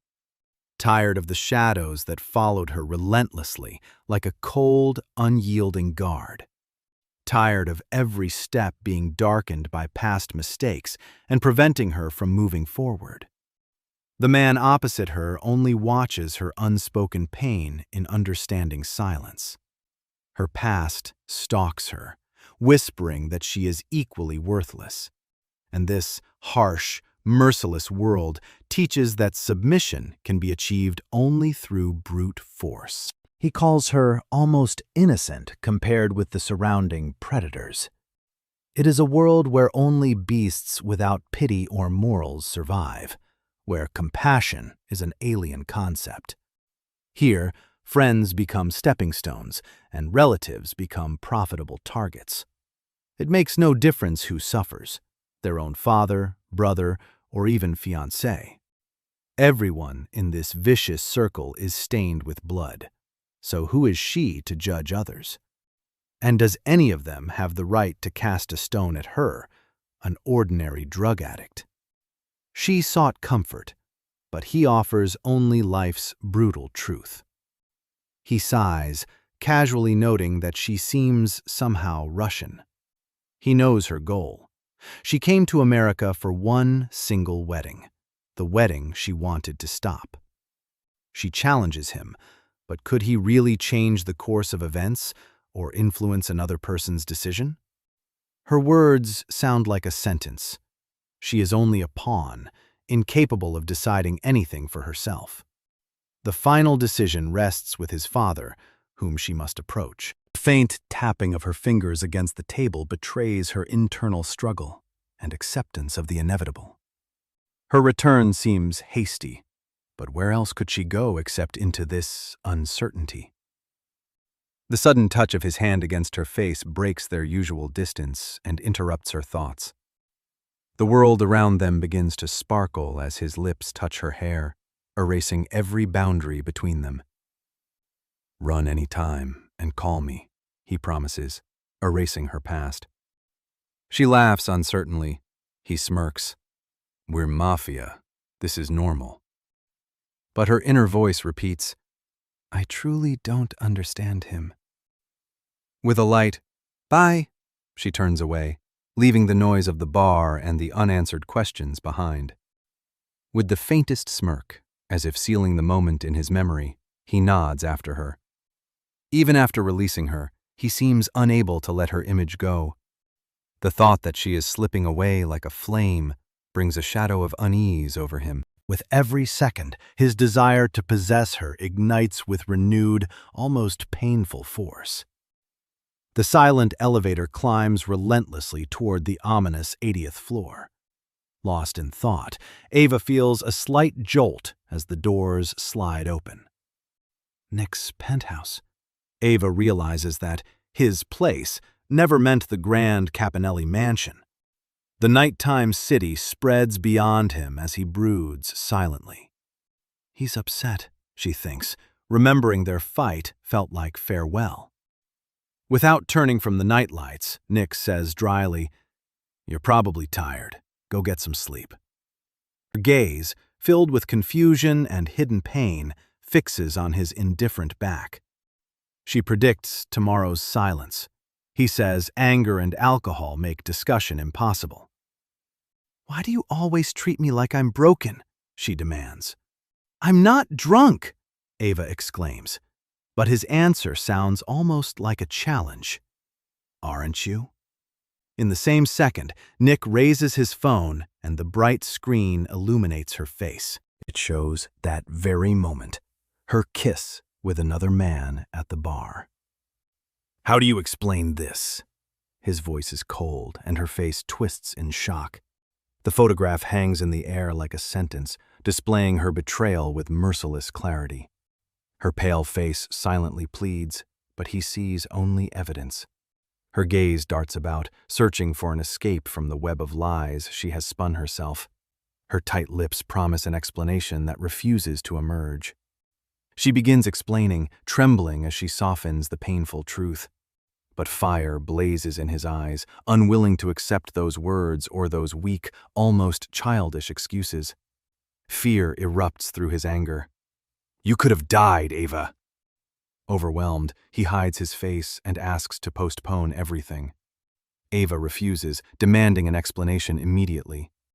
Exhausted, he says, "I don't want to stay angry anymore." She realizes silence has made every possible answer useless. Every step she takes echoes dully through the empty room, carrying away the final grains of hope. The slamming door leaves him alone with silence and shattered dreams. Against the cold door, she struggles to control her trembling. Wiping tears, she tells herself nothing happened and forbids herself crying. Golden daylight cannot disperse the shadows consuming their hearts. A slow, hesitant step toward her door carries the desire to somehow make amends for the night before. A timid knock waits like a question that could change everything. He stands with a cup in his hand, his voice gentle, but still carrying a note of concern. He offers to talk, leaving the decision entirely to her. Only silence answers, leaving him unsure whether she sleeps or resents him.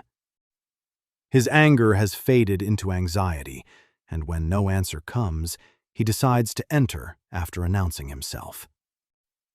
The door quietly opens, and he steps inside with the cup in his hand, calling her name. But what he sees makes him freeze as icy terror grips his heart. Ava thrashes feverishly in bed, and Nick forgets everything else. Her hand jerks in a spasm, revealing not merely a dream, but a struggle against something invisible. Her consciousness slips along the edge, and through the feverish haze, Ava whispers, wondering whether she is ill. Her throat burns with unbearable thirst, and every breath is difficult. Her body blazes with fever like a fire consuming her from within, and in her agony, she imagines that this is punishment. Punishment for the pain she may have caused Nick. Imagined eyes surround her as she wonders why everyone gets angry. All she ever wanted was understanding, but she received only pain and distrust instead. Then a familiar, cool hand touches her forehead, cutting through the darkness like a ray of hope. Whose hand is it? The thought flashes through her fevered mind. Nick bends close, promising the IV will soon ease her pain. He gently strokes her hair, his touch like balm upon her tormented soul. Slowly opening her eyes, she sees a radiant world, and a soft sigh leaves her chest. They float together in the golden haze, and Ava thinks this must be a dream. Then her eyelids tremble, and the dream world begins to dissolve. Ava's eyes fly open, and she sits up and looks around, but the room is empty. Then her eyelids tremble, and the dream world begins to dissolve. Ava's eyes fly open, and she sits up and looks around, but the room is empty. She lowers her bare feet onto the cold floor, acknowledging reality. A faint laugh leaves her lips, concealing disappointment. Nick has probably already gone to work and left her alone. But a sudden voice makes her flinch. Waiting at the stove, he asks gently how she feels. Embarrassment washes over her, but she nods in reply. Nick smiles and holds out a plate of fragrant, steaming soup. Steam rises over the creamy broth, promising healing and comfort. Ava can't believe that he prepared this remedy for her himself. It is a family recipe, and he made it while looking forward to her recovery. At the table, the only sound in the awkward silence is the quiet clink of dishes. She pauses before asking the question troubling her. She questions his absence from work. He refuses to leave her sick. Her heart tightens at the remorse filling his words. Is she nothing but a burden to him? She remembers yesterday's argument, the guilt and the awkwardness. The gentle, reassuring touch of his hand interrupts the flow of her thoughts. You aren't a burden at all, he says, looking into her eyes. He apologizes for losing his temper and explains that it came from his fear for her. The truth is, Ava blamed herself for everything, her addiction, her stubbornness, and her inability to stand up to her own father. His reaction is a mixture of shock and confusion. Why would you think that? Wait. At last, she looks up at him and asks about the Asnikov family. I know they're a mafia family, she answers calmly. A heavy sigh filled with foreboding leaves his chest. He had suspected that something was wrong ever since the dinner with their fathers. Now it is clear. Don Moretti never told her anything. Maybe that is why she always seemed so lost. He slides the cup toward her and looks into her eyes. Just then, an image rises in her mind of the white-haired man and his sinister smile. And why he is a threat to you, he adds in a serious tone. He takes her hand and tries to calm her, their touch merging into one. Do you know why your father wants you to marry me? He asks, drawing her close. She shakes her head, and he decides to begin at the beginning. America's underworld is controlled by two families, the Caponellis and the Morettis, he begins. But now a third force has appeared, hungry for its share of that world. I'm talking about the Asnikovs, he says, and a shadow falls across his face. Their cruelty exceeds anything the others have ever seen. And the shadows deepen, because the feud between them has been sharpened by years of bloodshed. That man targets her only because she is Nick's vulnerable point, and if necessary, he won't hesitate to kill her. The thought freezes in her horrified eyes. He grips her hand, protecting her from the world and himself. He can't forgive himself for thinking that she went to the enemy willingly, despite all his warnings. Realizing her father hid everything, she feels painfully blind. She recalls the stranger discussing addiction and questioning Nick's right to judge. He apologizes for forcing her away, but insists it was necessary. Her safety is what matters most, he says, but doubt begins to form inside her. What about your alliance? She asks. It doesn't matter, he replies. What matters is keeping the woman I love safe, he says, looking at her with tenderness and resolve. Her heart skips, and the words die in her throat. Wait, I don't understand. Ava looks away.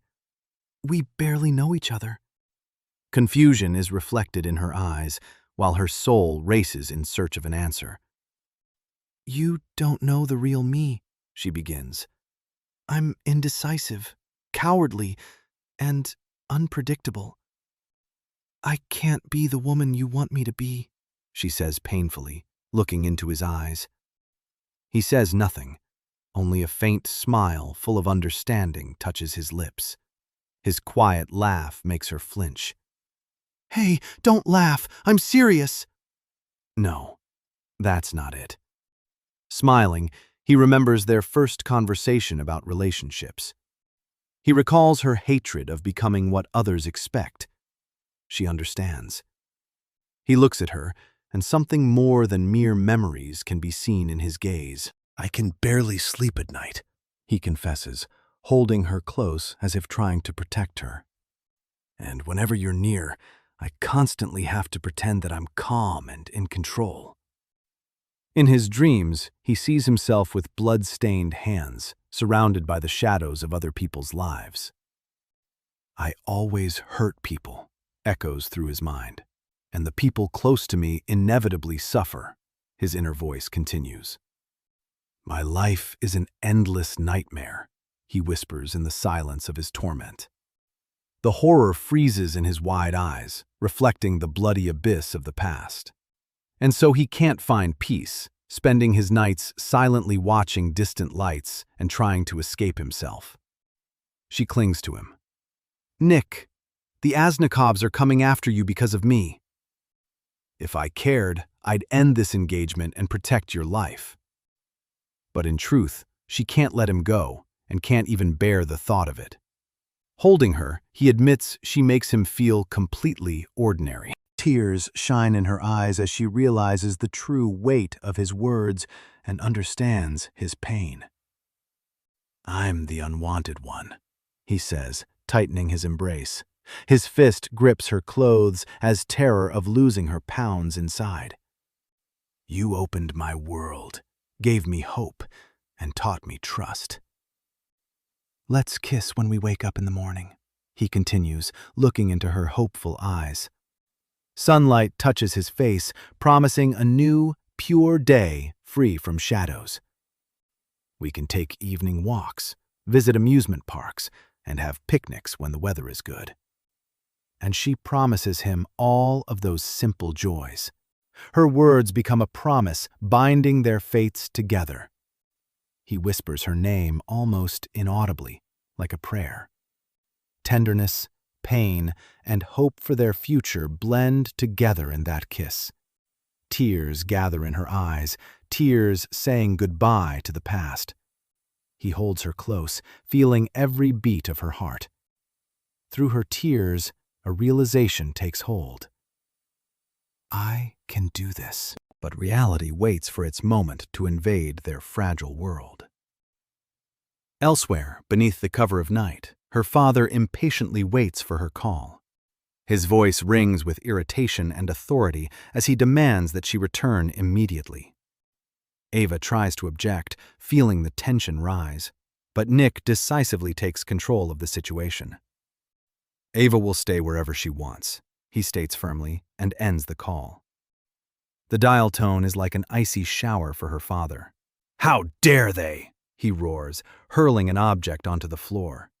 Rage blinds him, and the realization of his own helplessness boils inside. His plan to use the marriage to strengthen his position collapses overnight.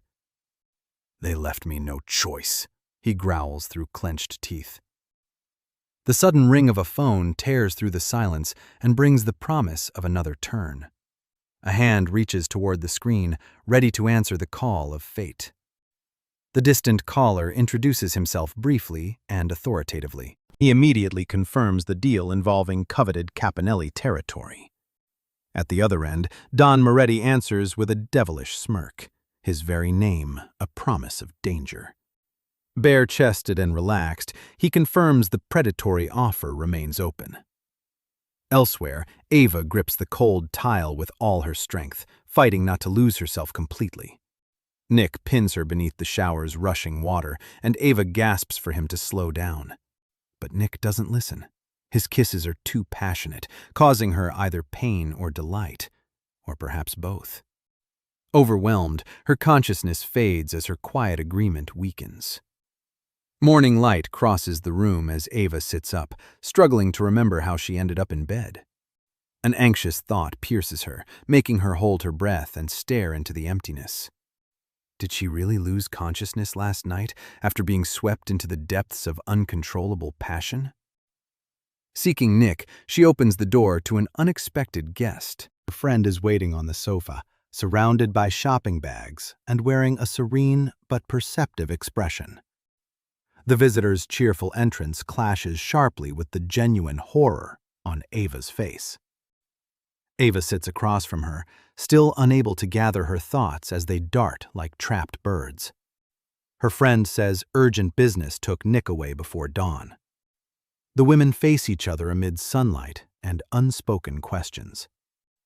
Ava insists she can take care of herself, but her friend says Nick is simply worried sick.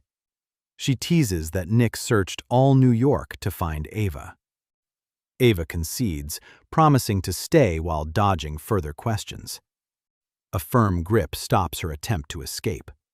A commanding voice, like an icy prick, stops her and asks where she is going. Smiling mischievously, Jane suggests enjoying themselves while Nick is gone.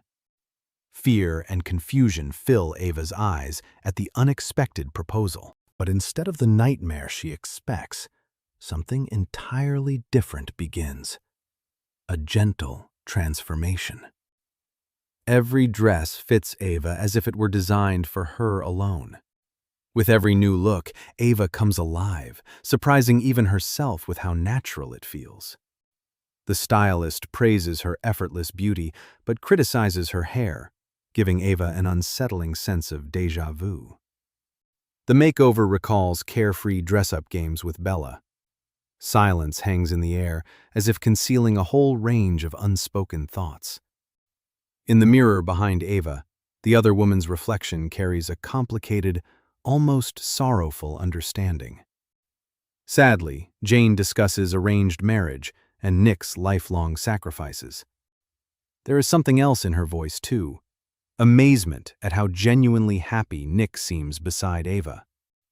That sincere, radiant version of Nick is almost unfamiliar to her and stirs longing for the past. Swallowing her pride, she thanks Ava sincerely and asks her to take care of Nick. Ava admits Nick makes her genuinely happy too. The touching sincerity brings a mischievous smile and playful teasing to the stylist's face. Once the transformation is complete, the stylist announces that it is time to leave, catching Ava off guard. With a slight sparkle in her eyes, she tosses the car keys into the air. "Somewhere beautiful," she says with a mysterious wink, anticipating the coming adventure. Confusion becomes admiration, though their sudden arrival remains unexplained. The girl's gaze falls on an approaching man whose arrival answers the silent question. Nick's unexpected appearance eases her concern as he explains that he was released from his work early. His serious gaze fixed on Ava speaks of something far greater than a simple walk. His extended hand and gentle invitation to walk make her heart stop in anticipation. They wander together along a path drowning in the golden glow of sunflowers, walking toward the fading sun. But deep contemplation is visible on Nick's face, causing Ava to worry despite herself. The man remains silent, his back seeming so broad and distant against the blazing sky. Then he speaks her name, and a spark of hope and anxiety appears in her eyes. Memories of the past, of their first ride together, come alive in her mind. That day, filled with laughter and carelessness, now takes on a new and prophetic meaning. His lips tremble as he prepares to say something that will change their lives forever. The girl looks at him, understanding that this moment will be truly fateful. Nick lowers himself onto one knee, revealing a velvet box containing a dazzling ring. Time stops as he asks the question that echoes through her heart. Ava's eyes widen in shock, and the world around her freezes while waiting for her answer. He continues, confessing that despite the fate arranged for them, he truly wants her consent. It matters to him that she make this decision freely, following the wishes of her own heart. Embarrassed, he admits that he hurried so he could propose before the beautiful flowers withered. But he immediately adds that her agreement isn't an obligation, only something he sincerely hopes for. His voice trembles, but she has already pressed herself against him, cutting off his doubts. Then the answer comes, slicing through his fear with unwavering sincerity. Surprise and disbelief fill his wide eyes as her gentle hands touch his face. From a distance, through the golden rays of sunset, Jane watches their fates intertwine. She mutters under her breath, remembering the early wake-up and hurried shopping meant to buy them time. But then the corners of her lips twitch into a faint, mysterious smile. In the end, their faces glowing with happiness are the best reward for all the trouble. At last, the Moretti mansion blazes with light for Ava's grand engagement party. Crystal chandeliers illuminate a hall filled with whispers, laughter, and the clinking of glasses. Congratulations pour in from every side, creating an atmosphere of universal celebration. Amid the festivities, he stands, thoughtfully sipping wine, his gaze wandering across the hall. He searches for someone among the guests, his eyes closely following every figure.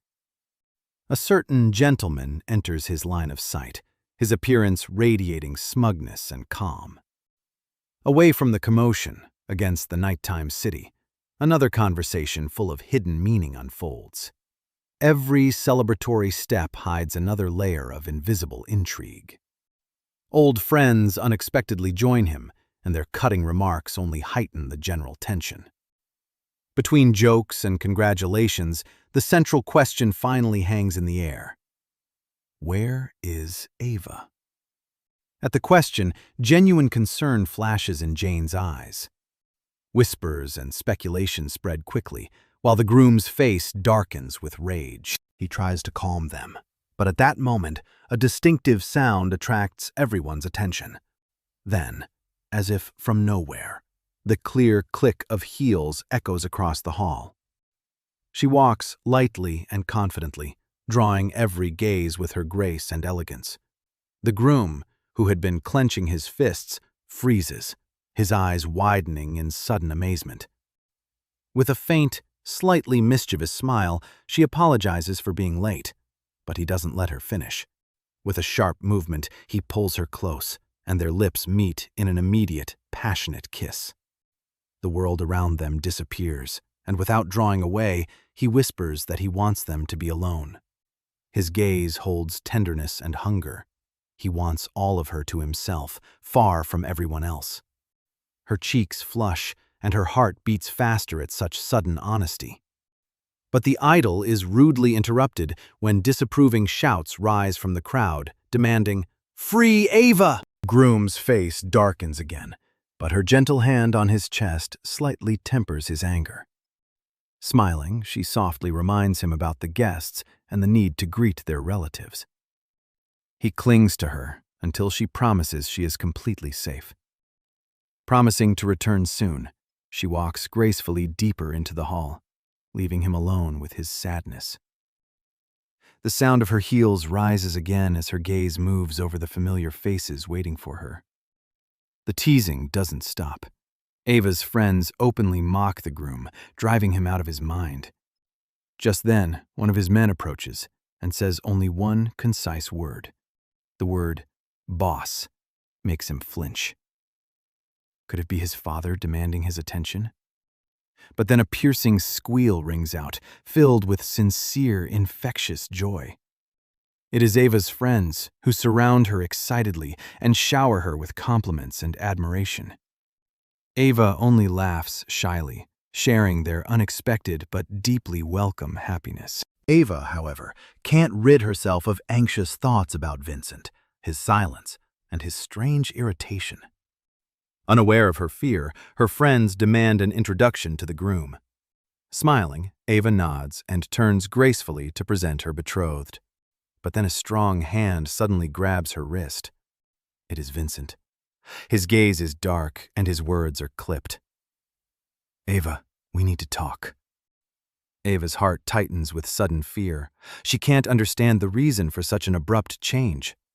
Without waiting for an answer, he drags her through the crowd, leaving astonished guests behind them. Ava fights back and reminds him how important tonight is, but Vincent refuses to listen. His voice is firm and resolute, leaving no room for argument. "You are not marrying Nick Caponelli." The words hit like thunder. Ava jerks her hand away as if shocked, disbelief twisting her face. "Father put you up to this, didn't he?" she breathes, bitterly insisting that the choice is hers. Her anger grows with every second, because no one has the right to dictate her life. "You don't know anything!" Ava screams as rage boils through her. His hand closes around her forearm again, his grip powerful and controlling. "Nick Caponelli. Ava," Vincent growls, his eyes burning into her. Nick suddenly appears, breathless and alarmed by the shouting. "What's going on here?" he asks, while Ava looks fearfully at Vincent, who steps between them. Vincent turns on Nick like a predator and hurls a shameless accusation at him. Vincent reveals Nick killed a relative, freezing both Nick and Ava. With chilling precision, Vincent names Nick's twin brother Andrew and accuses Nick of killing him. He claims Nick personally murdered Andrew and deceived everyone. The floor seems to vanish beneath Ava as the world starts collapsing around her. Every word hits like a blow. Ava stumbles, unable to stay on her feet.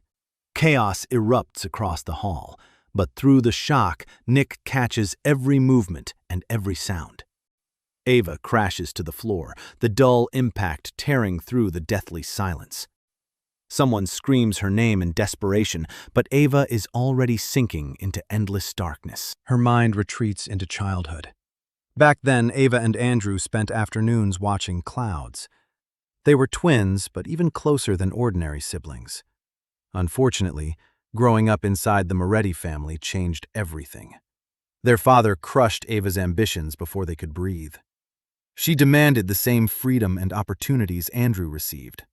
Her father answered every argument with cold indifference. Ava learned that being his daughter meant living inside a cage. That resentment only kept growing instead of disappearing. One day she marched toward his office, ready for war. But someone unexpected was already waiting outside instead. He grabbed her arm before she could storm inside. His terrified expression showed he knew the family's darker rules. He warned Ava that defying her father carried brutal consequences. To her, that sounded more like surrender than protection. She shoved him away, severing the little understanding between them. Ava finally screened the question she'd swallowed for years. Why should being a girl make her suffering acceptable? The answer never came, but something inside her cracked. Memories of warmer smiles only made the betrayal hurt worse. Every pleasant moment now looked buried beneath a gravestone. Ava's rage eventually collapsed into guilt and self-hatred. She remembered always wanting to escape the role chosen for her. Soon, she blamed herself for every life she couldn't protect. Even a broken mirror seemed to accuse her back. So Ava tried drowning the pain in louder places. At one party, a stranger offered her an easy escape. He waved a small packet like he already knew her answer. Ava knew exactly how dangerous it was. Still, she felt like nothing was left. The party swallowed her remaining caution. She laughed and let the chaos win. Self-destruction briefly felt easier than survival. Morning found her scrubbing away the evidence. The woman in the mirror barely looked like Ava anymore. Her father burst in with another lecture about family shame. He blamed Ava for humiliating the Moretti name again. This time, his words barely reached her. She just smiled through split lips, almost daring him onward. Eventually, Ava opens her eyes back in the present. The massive doorway still feels like the same golden cage. The accusation from the engagement keeps replaying in her head. She remembers Nick offering his ring and begging for trust. But all Ava can manage is a silent, broken sob. Finally, she forces herself up and walks into uncertainty. Someone waits there, watching with unsettling interest. A low voice immediately feeds the doubts already consuming her. Ava whispers his name, afraid and suspicious. Alec Asnikov greets her with dangerous curiosity. Outside, the city glows like nothing happened. Elsewhere, Nick is drowning in panic. Back at the engagement, Ava's collapse had shattered the celebration. Nick immediately tried reaching his unconscious fiancée. Her father stopped him cold. Don Moretti calmly ordered Nick out. Gossip was already shredding the engagement.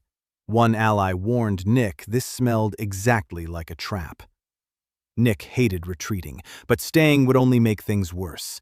His thoughts instantly returned to Ava and the missing stranger. Then, Leo's name flashed across his phone. Nick answered and heard pure panic. Ava had disappeared with one of their most dangerous enemies. Meanwhile, gunfire thundered through an abandoned warehouse. Bullets hammered barrels and threw sparks. She fought the recoil while trying to steady her aim. Alex stepped behind her, correcting her grip.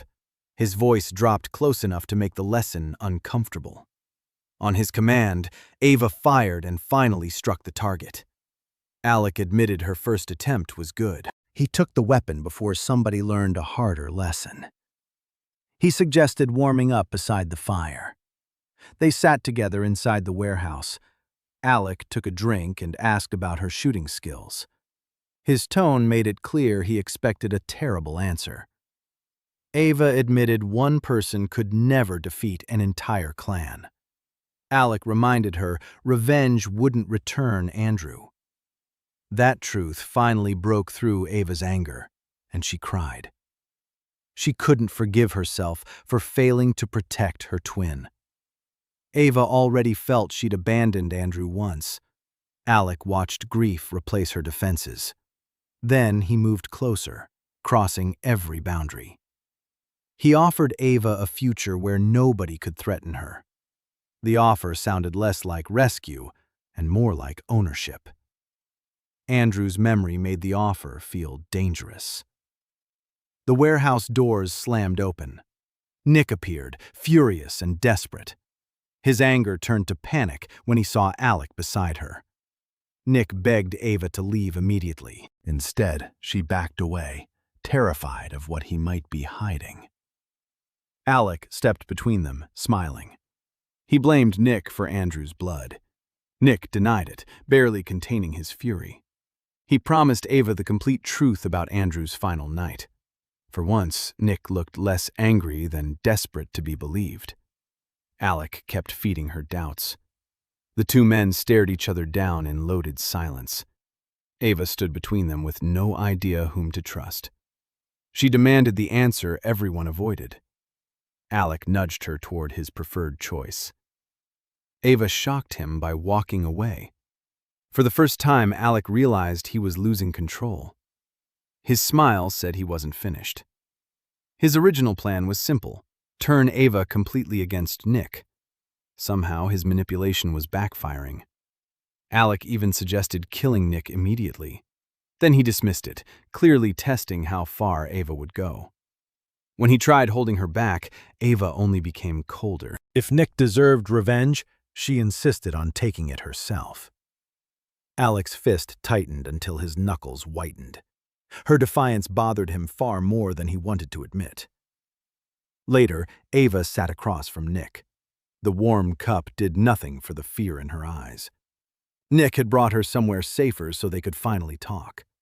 Now Ava wondered whether following him had been another mistake. Maybe Nick had lied after all. He warned her the truth would hurt. Ava swallowed hard and let him continue. Nick started with something Ava had forgotten. The two families weren't always enemies. Nick had even met Andrew before, though they weren't close. One night, pounding woke Nick. He dragged himself to the door expecting some midnight nuisance. Instead, Nick froze when he saw who was outside. Andrew Moretti stood there, frightened and barely holding together. He begged Nick for just a minute to explain. Then Andrew said the two words nobody ignores. "Help me." Nick crossed his arms and demanded the whole story. Andrew looked ready to tear his own hair out. He admitted ruining a job his father had entrusted to him. Fixing the mistake required more money than Andrew could find. He knew the decision was stupid, but it was already done. Worse, Andrew believed his father would punish failure brutally.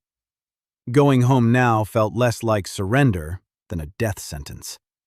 He even dropped to his knees, terrified of what awaited him. Andrew blamed himself, his weakness, and the family he inherited. Finally, he apologized for appearing and called Nick his last option. He thanked Nick and prepared to disappear into the night. Nick stopped him and offered the spare room instead. But helping Andrew meant dragging another family into Moretti's business. So Nick suggested contacting a powerful Don for protection. For the first time, Andrew looked like he could breathe. He thanked Nick again before finally trying to sleep. The apartment settled into an uneasy silence after that. Sleep came slowly, with danger still hanging over both men. Then a floorboard creaked somewhere in the darkness. Quiet footsteps moved closer to the sleeping figure. A cold whisper sounded like a final goodbye. His hand reached toward a hidden place nearby. A sharp sound ripped through the apartment. Nick jolted awake with his heart in his throat. A silhouette waited in the weak hallway light. But Andrew was the one who collapsed to the floor. Nick rushed toward him, refusing to believe what he saw. He searched desperately for any sign of a pulse. There was only cold skin and fresh blood. Andrew's empty stare answered every hopeful question.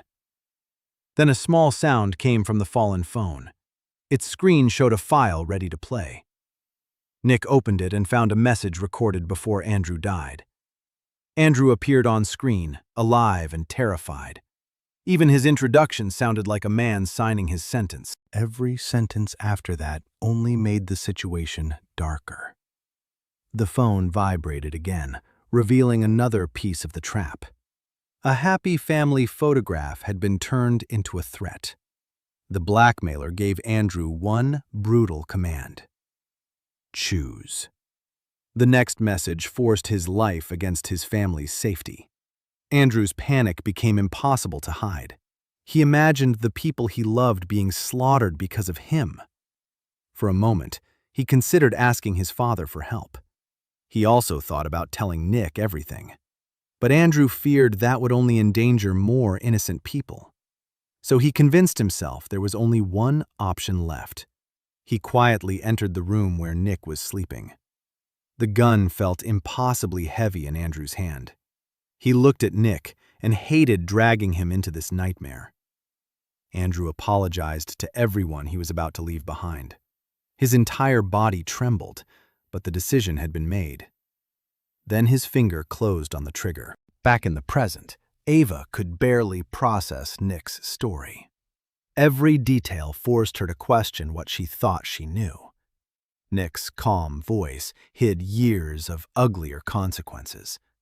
Most importantly, Don Moretti had taken Andrew's phone afterward. He buried that fact, leaving a giant hole in Andrew's death. Nick had carried the blame for years to protect someone else's name. Now he understood just how cynical the old man's plan had been. At this point, truth and lies were knotted together completely. Ava still wondered whether Nick's story could be another manipulation. Maybe every careful explanation was just another layer of deception. But one missing phone could settle the argument for good. Ava decided they had to find Andrew's device, and the person who might know its location was nearby. Soon, an apartment buzzer shattered another quiet night. The door opened on a very irritated Vincent. The last person he expected to see was Nick. Vincent immediately lunged at him with a fist. Nick stopped the attack by bringing up Andrew's death. That single subject drained the aggression from the room. Vincent froze at the name everyone had tried forgetting. Before long, the three of them were weighing the story together. Ava argued Alec knew too many details to dismiss completely. She also remembered how aggressively her father buried the incident. That finally made Vincent start connecting old memories. One memory stood out: Andrew's phone after his death. Ava remembered her father hiding it away himself. At the time, none of them understood why it mattered. Now, getting that phone became their only clear path forward. Vincent still hated trusting information from a dangerous outsider. Ava answered that she'd stake her own life on this lead. That conviction finally ended the argument. Vincent sat quietly, turning every risk over in his head. Then he stood and gave them a plan. Their father would leave the house the next morning. Vincent handed Ava a key and told her to search. She hated leaving Nick behind while everything felt unstable. But Nick had to stay under watch while Ava took the risk. The next morning, Ava stood outside her father's forbidden office. She forced herself to stop panicking and think clearly. Before accusing anyone, she needed evidence that could survive denial. Ava put her hand on the door and committed. The office opened like a vault full of family secrets. She crossed the room, surrounded by everything her father controlled. At the desk, Ava remembered the hidden upper drawer. Vincent's key slid into the lock with a tiny click. The drawer opened and exposed cash, papers, and buried evidence. Ava's fingers finally closed around Andrew's missing phone. There was one problem. The device was completely dead. She plugged it in and silently begged it to wake up. Time was disappearing faster than the battery could recover. Every second stretched while Ava watched the office door. Then, heavy footsteps sounded in the hallway. Her father was coming back much earlier than expected. The footsteps stopped directly outside the double doors. A hand reached for the handle with terrifying calm. The door opened, and Don Moretti found Ava inside. His voice stayed soft, which somehow made it worse. Ava immediately switched to her most innocent expression. Her father cut off excuses and demanded obedience instead. He took his seat, reclaiming control of the conversation. Ava nodded obediently while hiding the real purpose of her visit. He accepted the act because control had always worked before. Then he ordered Ava home and told her to stay uninvolved. She almost smiled, knowing he had badly misread her. Instead, Ava asked the question he clearly wasn't expecting. She said Andrew's name inside the silent office. Her father's immediate silence told her the question had landed. Ava saw through his attempt to keep pretending nothing mattered. She turned away and announced she was leaving. The office door slammed shut between father and daughter. But another order stopped Ava in the hallway. The pressure finally broke her, dropping her to the floor. Andrew's final desperation replayed through her mind in pieces. Then she saw her father's cruelty connecting those same memories. Ava realized they had all witnessed warning signs and looked away. The thought nearly pulled a scream out of her. For 1 second, she wanted to run from everything. Then she remembered Andrew smiling through pain nobody understood. Ava promised she would finally repair what their family destroyed. She sat in the darkness, grieving every illusion she'd lost. They all knew their father was cruel, just not this cruel. Now Ava wanted the truth exposed, for Andrew's sake. Even dead, Andrew's name still controlled every choice around them. Old wounds were finally becoming impossible to hide. A hand on Ava's shoulder pulled her back to the present. She answered with the last hope she still had. The response in front of her made one thing clear: no return.